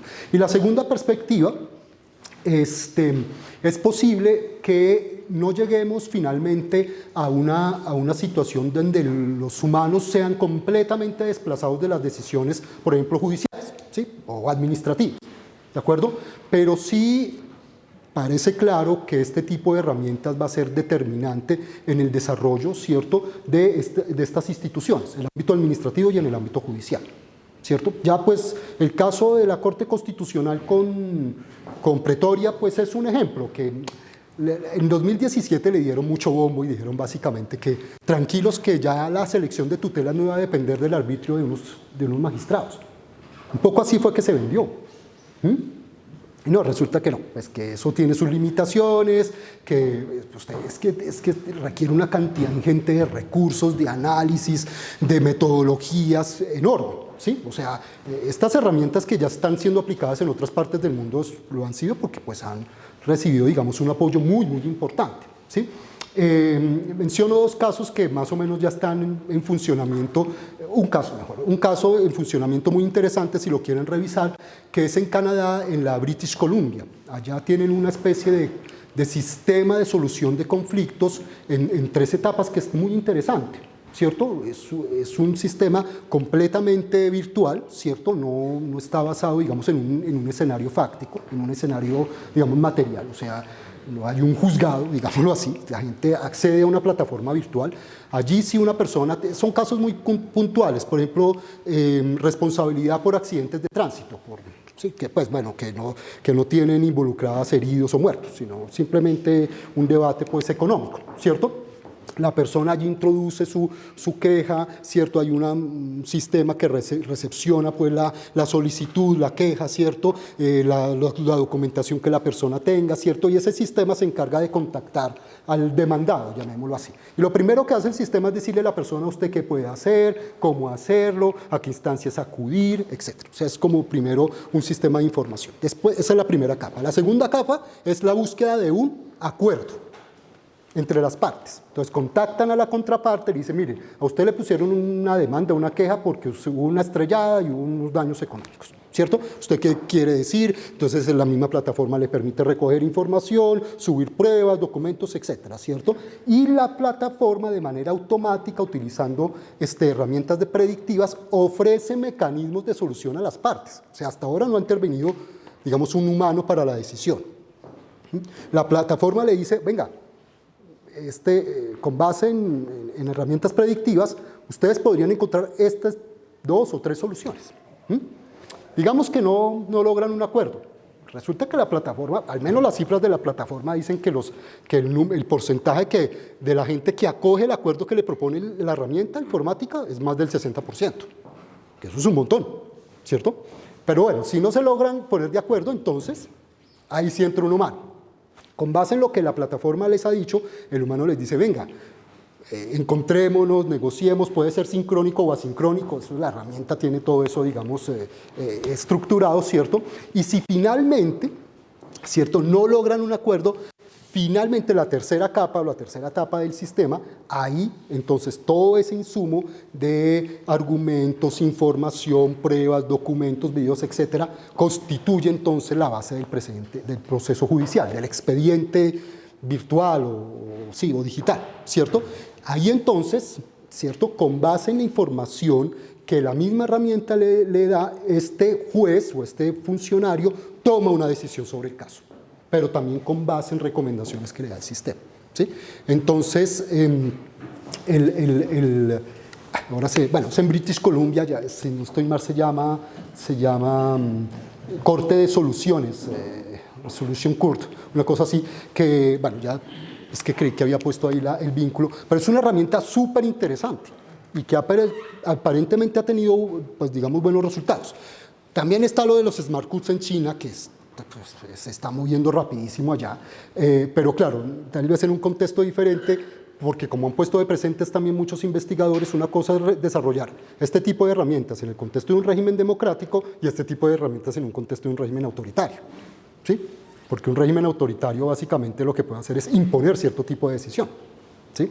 En cambio, en un contexto democrático, pues las libertades y los derechos fundamentales de las personas pues pueden también ser tenidos en cuenta en este tipo de análisis. Pero bueno, dejo simplemente abierta esta cuestión para señalarles entonces que pues ya se ha venido avanzando en ello, y Colombia, pues en Colombia pues ha habido ya algunas experiencias muy interesantes como esta de Pretoria. Menciono una para cerrar porque es nuestra, ¿cierto? Aquí nosotros en la Universidad Nacional estuvimos a cargo de definir las personas que apoyara a la Defensoría del Pueblo para definir qué personas tenían derecho a recibir una indemnización por el evento que sucedió ya hace bastantes años, como 15 años, en Doña Juana, ¿se acuerdan? En el relleno de Doña Juana, ¿sí? Ahí el Tribunal Administrativo de Cundinamarca y en segunda instancia el Consejo de Estado condenó al distrito y a la empresa que está a cargo, porque sigue estando a cargo del relleno, ¿cierto?, por las afectaciones ambientales y en la salud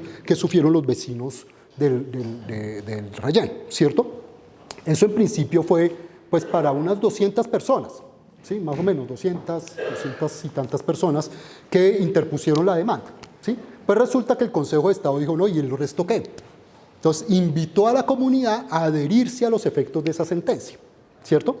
Y le encargó a la Defensoría del Pueblo hacer ese proceso. Pues la Defensoría del Pueblo, pobrecitos, pues dijeron, bueno, eso debe ser por ahí unos 30.000 los que van a solicitar la adhesión, ¿sí? O sea, que también recibir también una compensación. Y todos pensaban eso, 30.000, eso no va a ser más, no sé qué es cierto. Entonces llamaron a la comunidad a presentar sus solicitudes, 650.000 solicitudes. Bueno, algunas repetidas, pero no muchas. 650.000. Pues ahí la Defensoría del Pueblo entró en pánico, llamó a la Procuraduría, que también más o menos entró en pánico, y dijeron, pues los que saben de eso son los de la Universidad Nacional. Entonces vinieron acá a plantear, en ese momento el rector era el profe Mantilla, ¿cierto?, que qué hacer, que cómo se podía resolver eso. Bueno, al final de cuentas sí terminó vinculada a la universidad, ¿cierto?, y diseñó un sistema informático para poder atender ese tipo de solicitudes, que está más o menos ubicado entre el primer y la segunda fase, porque la decisión de todas maneras sí era tomada siempre pues por un humano, ¿sí?, o al menos verificada por un humano. Pero sí fue un sistema informático que tuvo un apoyo muy importante desde el punto de vista de la presentación de la solicitud y su digitalización, y después algunas tareas procesales. Fundamentalmente, ¿qué? Ubicar a la persona geográficamente, ¿cierto? O sea, ¿dónde estaba ubicada? Porque es que el Consejo de Estado además dijo que si estaba bien cerquita, eran 100 pesos, que si estaba más lejitos, 50 pesos, y que si estaba bastante lejos, 30 pesos, estoy diciendo, ¿cierto? Y que tenía que probar la persona que vivía, estudiaba o trabajaba en uno de estos tres círculos, ¿sí? Entonces aquí pues hubo profes de ingeniería, por supuesto, profes de geografía, porque hubo que hacer un fotomontaje de no sé qué cosa, ¿cierto? Y a los abogados pues tratando de establecer con base en estos parámetros fácticos si la persona tenía derecho o no a recibir una compensación con base en la sentencia del Consejo de Estado. ¿cierto? Más o menos de esos 600.000 personas, más o menos un poco más de 100.000 están recibiendo compensación. Es que esto es lo triste de la historia, que eso pasó hace 15 años y la gente apenas está recibiendo una compensación, pues no crean. Los que estaban más cerquita fueron 2 millones. 2 millones de hace, pues, cuando salió la sentencia, que fue hace como 7 años.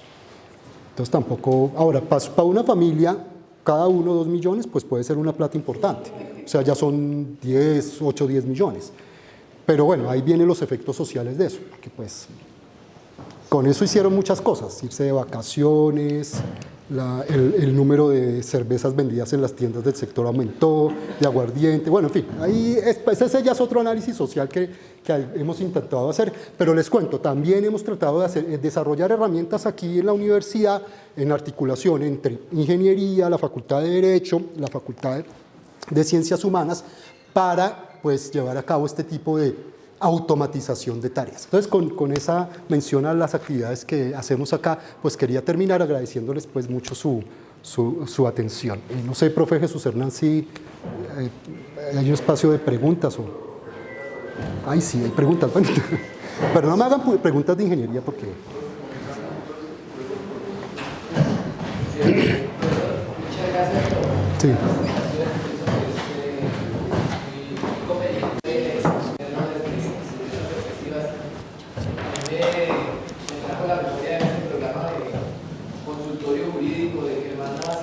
Sí. Ahora inteligencia artificial ahora puesta allí, y en ese sentido pues yo considero que era así, esos estudiantes que estaban ahí en ese concurso tenían una base de datos tan robusta y era como poner a prueba esa base de datos que ellos estaban manejando allí. Sí. Y también de hecho recordaba que ya hace décadas también se hablaba de sistema experto. Sí, pues lo que hicimos nosotros para doña Juana fue sobre todo un sistema experto. Pues, tengo elementos. La pregunta es, yo lo veo de todas maneras y me parecería muy interesante desde la perspectiva suya, es que de todas maneras es una interacción. Sí. O sea, la inteligencia artificial da una respuesta a una situación. Pero, por ejemplo, usted desde su punto de vista profesional, yo me imagino que usted siempre tiene un concepto sobre lo que está diciendo la inteligencia artificial. Claro. ¿Usted nos podría dar de pronto como un porcentaje de ocasiones en las que usted está de acuerdo con lo que dice la inteligencia artificial? Claro, depende, digamos, el escenario en donde uno se ubique, ¿cierto? Por ejemplo, en lo que usted mencionaba del programa de Navastalero, ¿cierto? Pues más o menos ese tipo de programas de concurso, ustedes lo saben bien, pues dio lugar al desarrollo de sistemas de inteligencia artificial basados pues en Answering Question, ¿no? Y el famoso sistema Watson de IBM, que de hecho ese Watson de IBM es uno de los recursos que se ha utilizado para herramientas de respuesta a preguntas jurídicas. O sea, que hubiera servido para el concurso de Navastalero, así como ese concurso que se llamaba Jeopardy, que era eso. Yo formulo una respuesta y usted diga cuál es la pregunta. Sí, era más o menos la dinámica de ese concurso y el mismo programa que utilizaron para, ustedes saben, ¿no? Qué pena de ustedes de eso, el que utilizaron para ganarle a Kasparov o a Karpov, no me acuerdo, uno de esos ajedrecistas, pues fue ese para el Jeopardy y comenzó a utilizarse esa herramienta como una especie de sistema para responder preguntas jurídicas, ¿sí? Ahora, me vengo un poquito más a la actualidad. Entonces, la pregunta sería un poco para poder direccionar lo que me plantea. ¿Sirve ChatGPT para responder preguntas jurídicas en el caso colombiano? En el caso colombiano no tenemos estadísticas, digamos, no tenemos un estudio. En el caso estadounidense, algunos estudios recientes de finales del año pasado han mostrado que le ha ido más bien regular. Que comete errores en la identificación de precedentes, por ejemplo, que es muy importante en el sistema estadounidense y que también en Colombia cada vez es más importante, ¿cierto? Que comete errores en la valoración probatoria, ¿cierto? Pero que de todas formas puede ser un insumo, efectivamente, ¿sí? Entonces, por eso, en ese orden de ideas, aquí ha habido en el ámbito del derecho ha habido una situación, yo diría, un tanto diferente a lo que ha pasado, por ejemplo, en otros ámbitos, pienso yo, como ingeniería o medicina, ¿sí? Cuando uno habla con los colegas de ingeniería, ¿cierto? Las y los colegas de ingeniería, pues, ¿qué hacen ustedes cuando el sistema, pues, presenta fallas, ¿cierto? O se desquicia. ¿Qué hacen ustedes? Pagarlo y volver a perder. Bueno, pero, ¿y qué más? Ese es chiste de abogados para ingenieros. Sí, en Doña Juana, cuando el sistema se bloqueaba, siempre decía, apaga y vuelve a prender. ¿Qué se hace? Normalmente, pues metodológicamente es revisar el sistema, revisar el algoritmo, dónde está la falla y volverlo a lanzar, ¿cierto? En cambio, en el derecho, entonces decimos, no, eso ya no sirve, o sea, fuera, ya, déjenos a nosotros trabajar con nuestras herramientas humanas, en vez de pensar, bueno, ¿dónde está la falla del sistema? Si es un sistema, digamos, de codificación predictiva asistida, ok, bueno, lo que sea, ¿dónde está la falla? ¿Cómo podemos mejorar, por ejemplo, la clasificación de decisiones judiciales o el uso de herramientas de análisis del lenguaje natural para lograr mejores resultados? ¿Sí?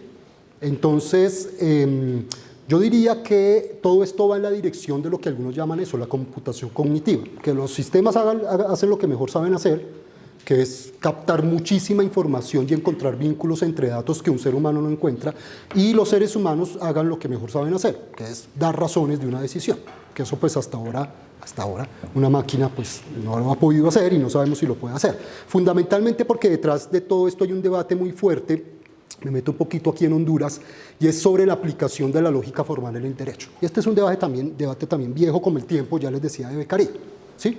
¿Se puede aplicar la lógica formal en el derecho? Unos dicen no, el derecho es una cosa ligada a los sentimientos, a las actitudes, a los contextos, no se puede. Y otros dicen que sí, que uno puede reducir los enunciados prescriptivos del derecho a enunciados lógicos que se pueden tratar formalmente a través de pues, silogismos que serían la base de un algoritmo.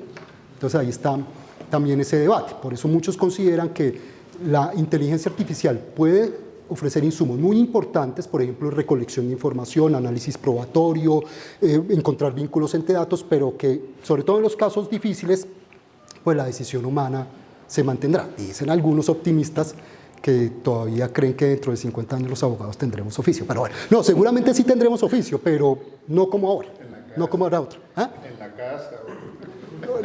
O ahí, ya no al lado de los juzgados. Los que son aquí mayores saben, ¿no? Que los abogados se paraban al lado de los juzgados pues a buscar clientes, ¿sí? Pues ya no lo hacen así, ahora es redes sociales, Instagram, así es que consiguen sus clientes. Bueno, es también las modificaciones que todo esto tiene para el ejercicio del derecho, ¿no? Profe Víctor, de manera muy concreta y qué pena, no, pero es mi culpa porque yo fui el que me extendí. Este tema yo creo que todo lo que estamos hablando es relativamente nuevo para nosotros, interesante, pero sí tenemos tiempo. Profe Víctor, yo creo que sí, profe. Un agradecimiento por la ilustración. La pregunta, marco regulatorio en Colombia. Sí.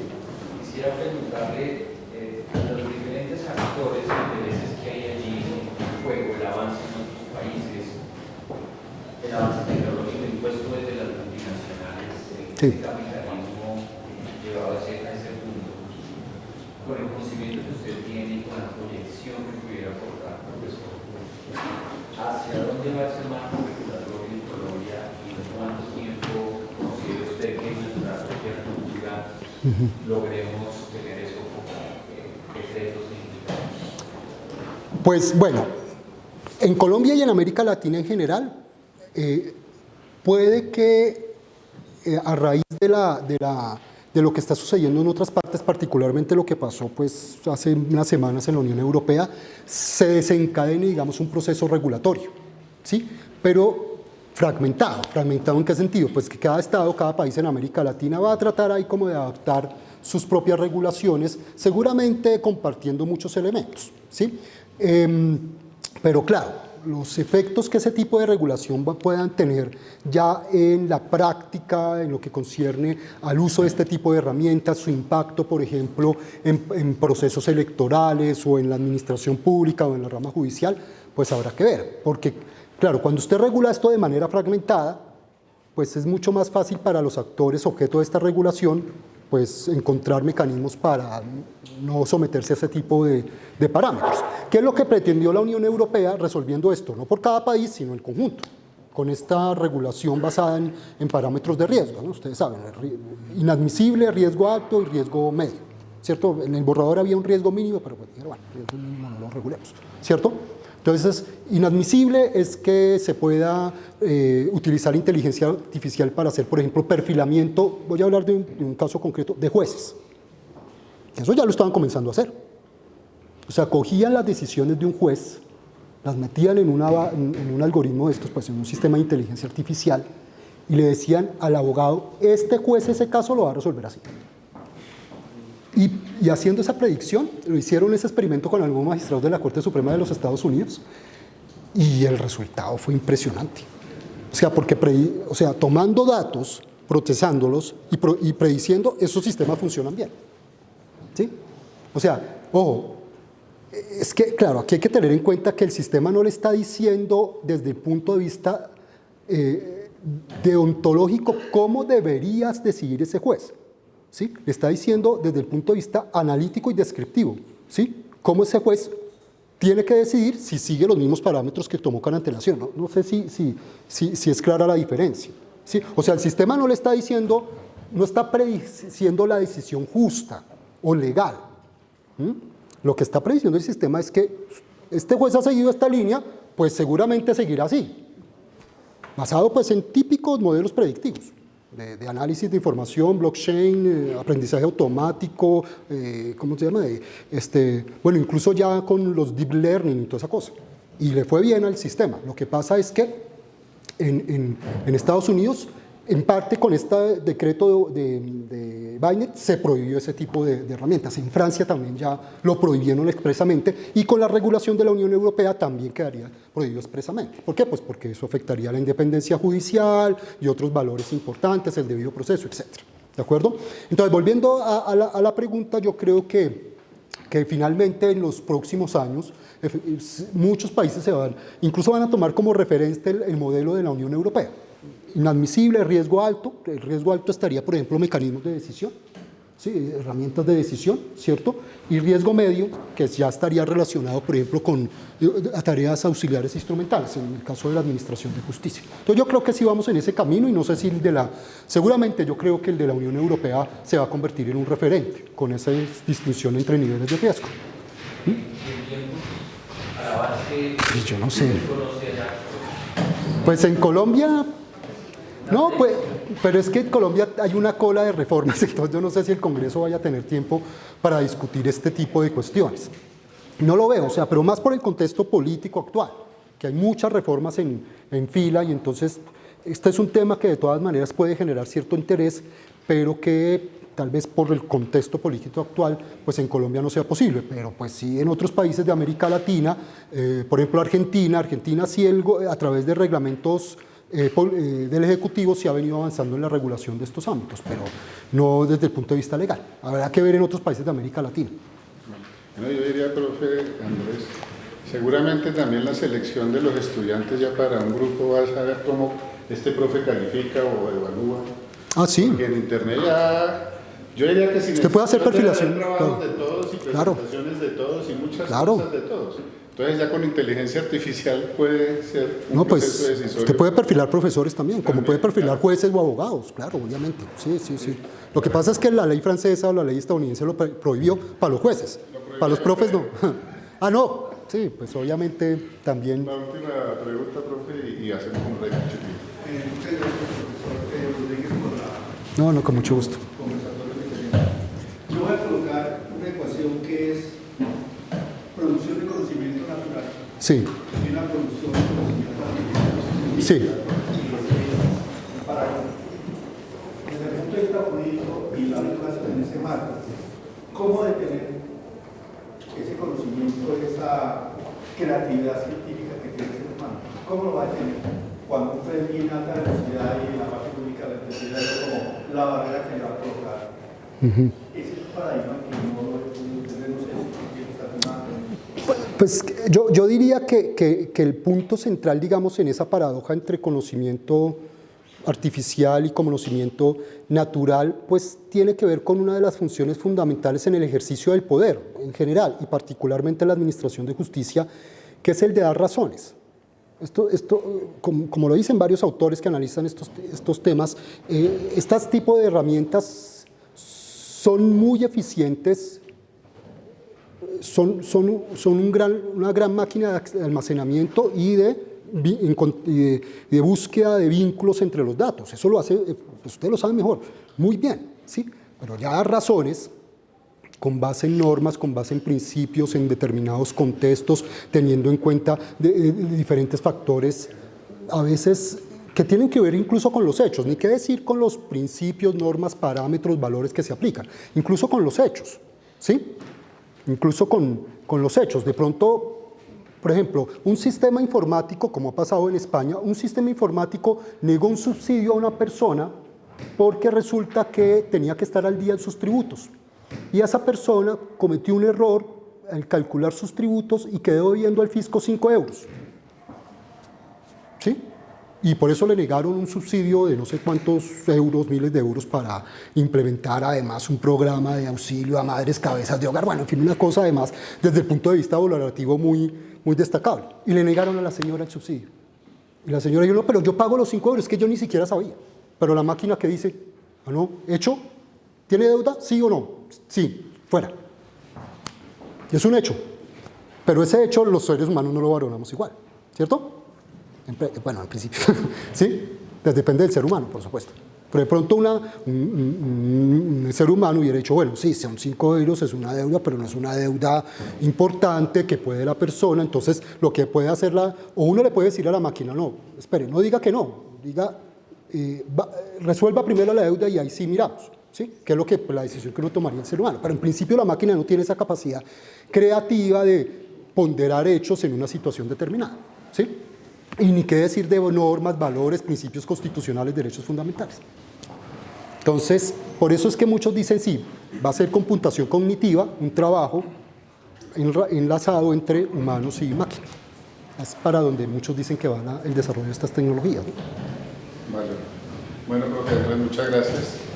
Y sí, yo sé que hay más inquietudes, pero... No, gracias a ustedes por escuchar. Muchas gracias. Muchas gracias.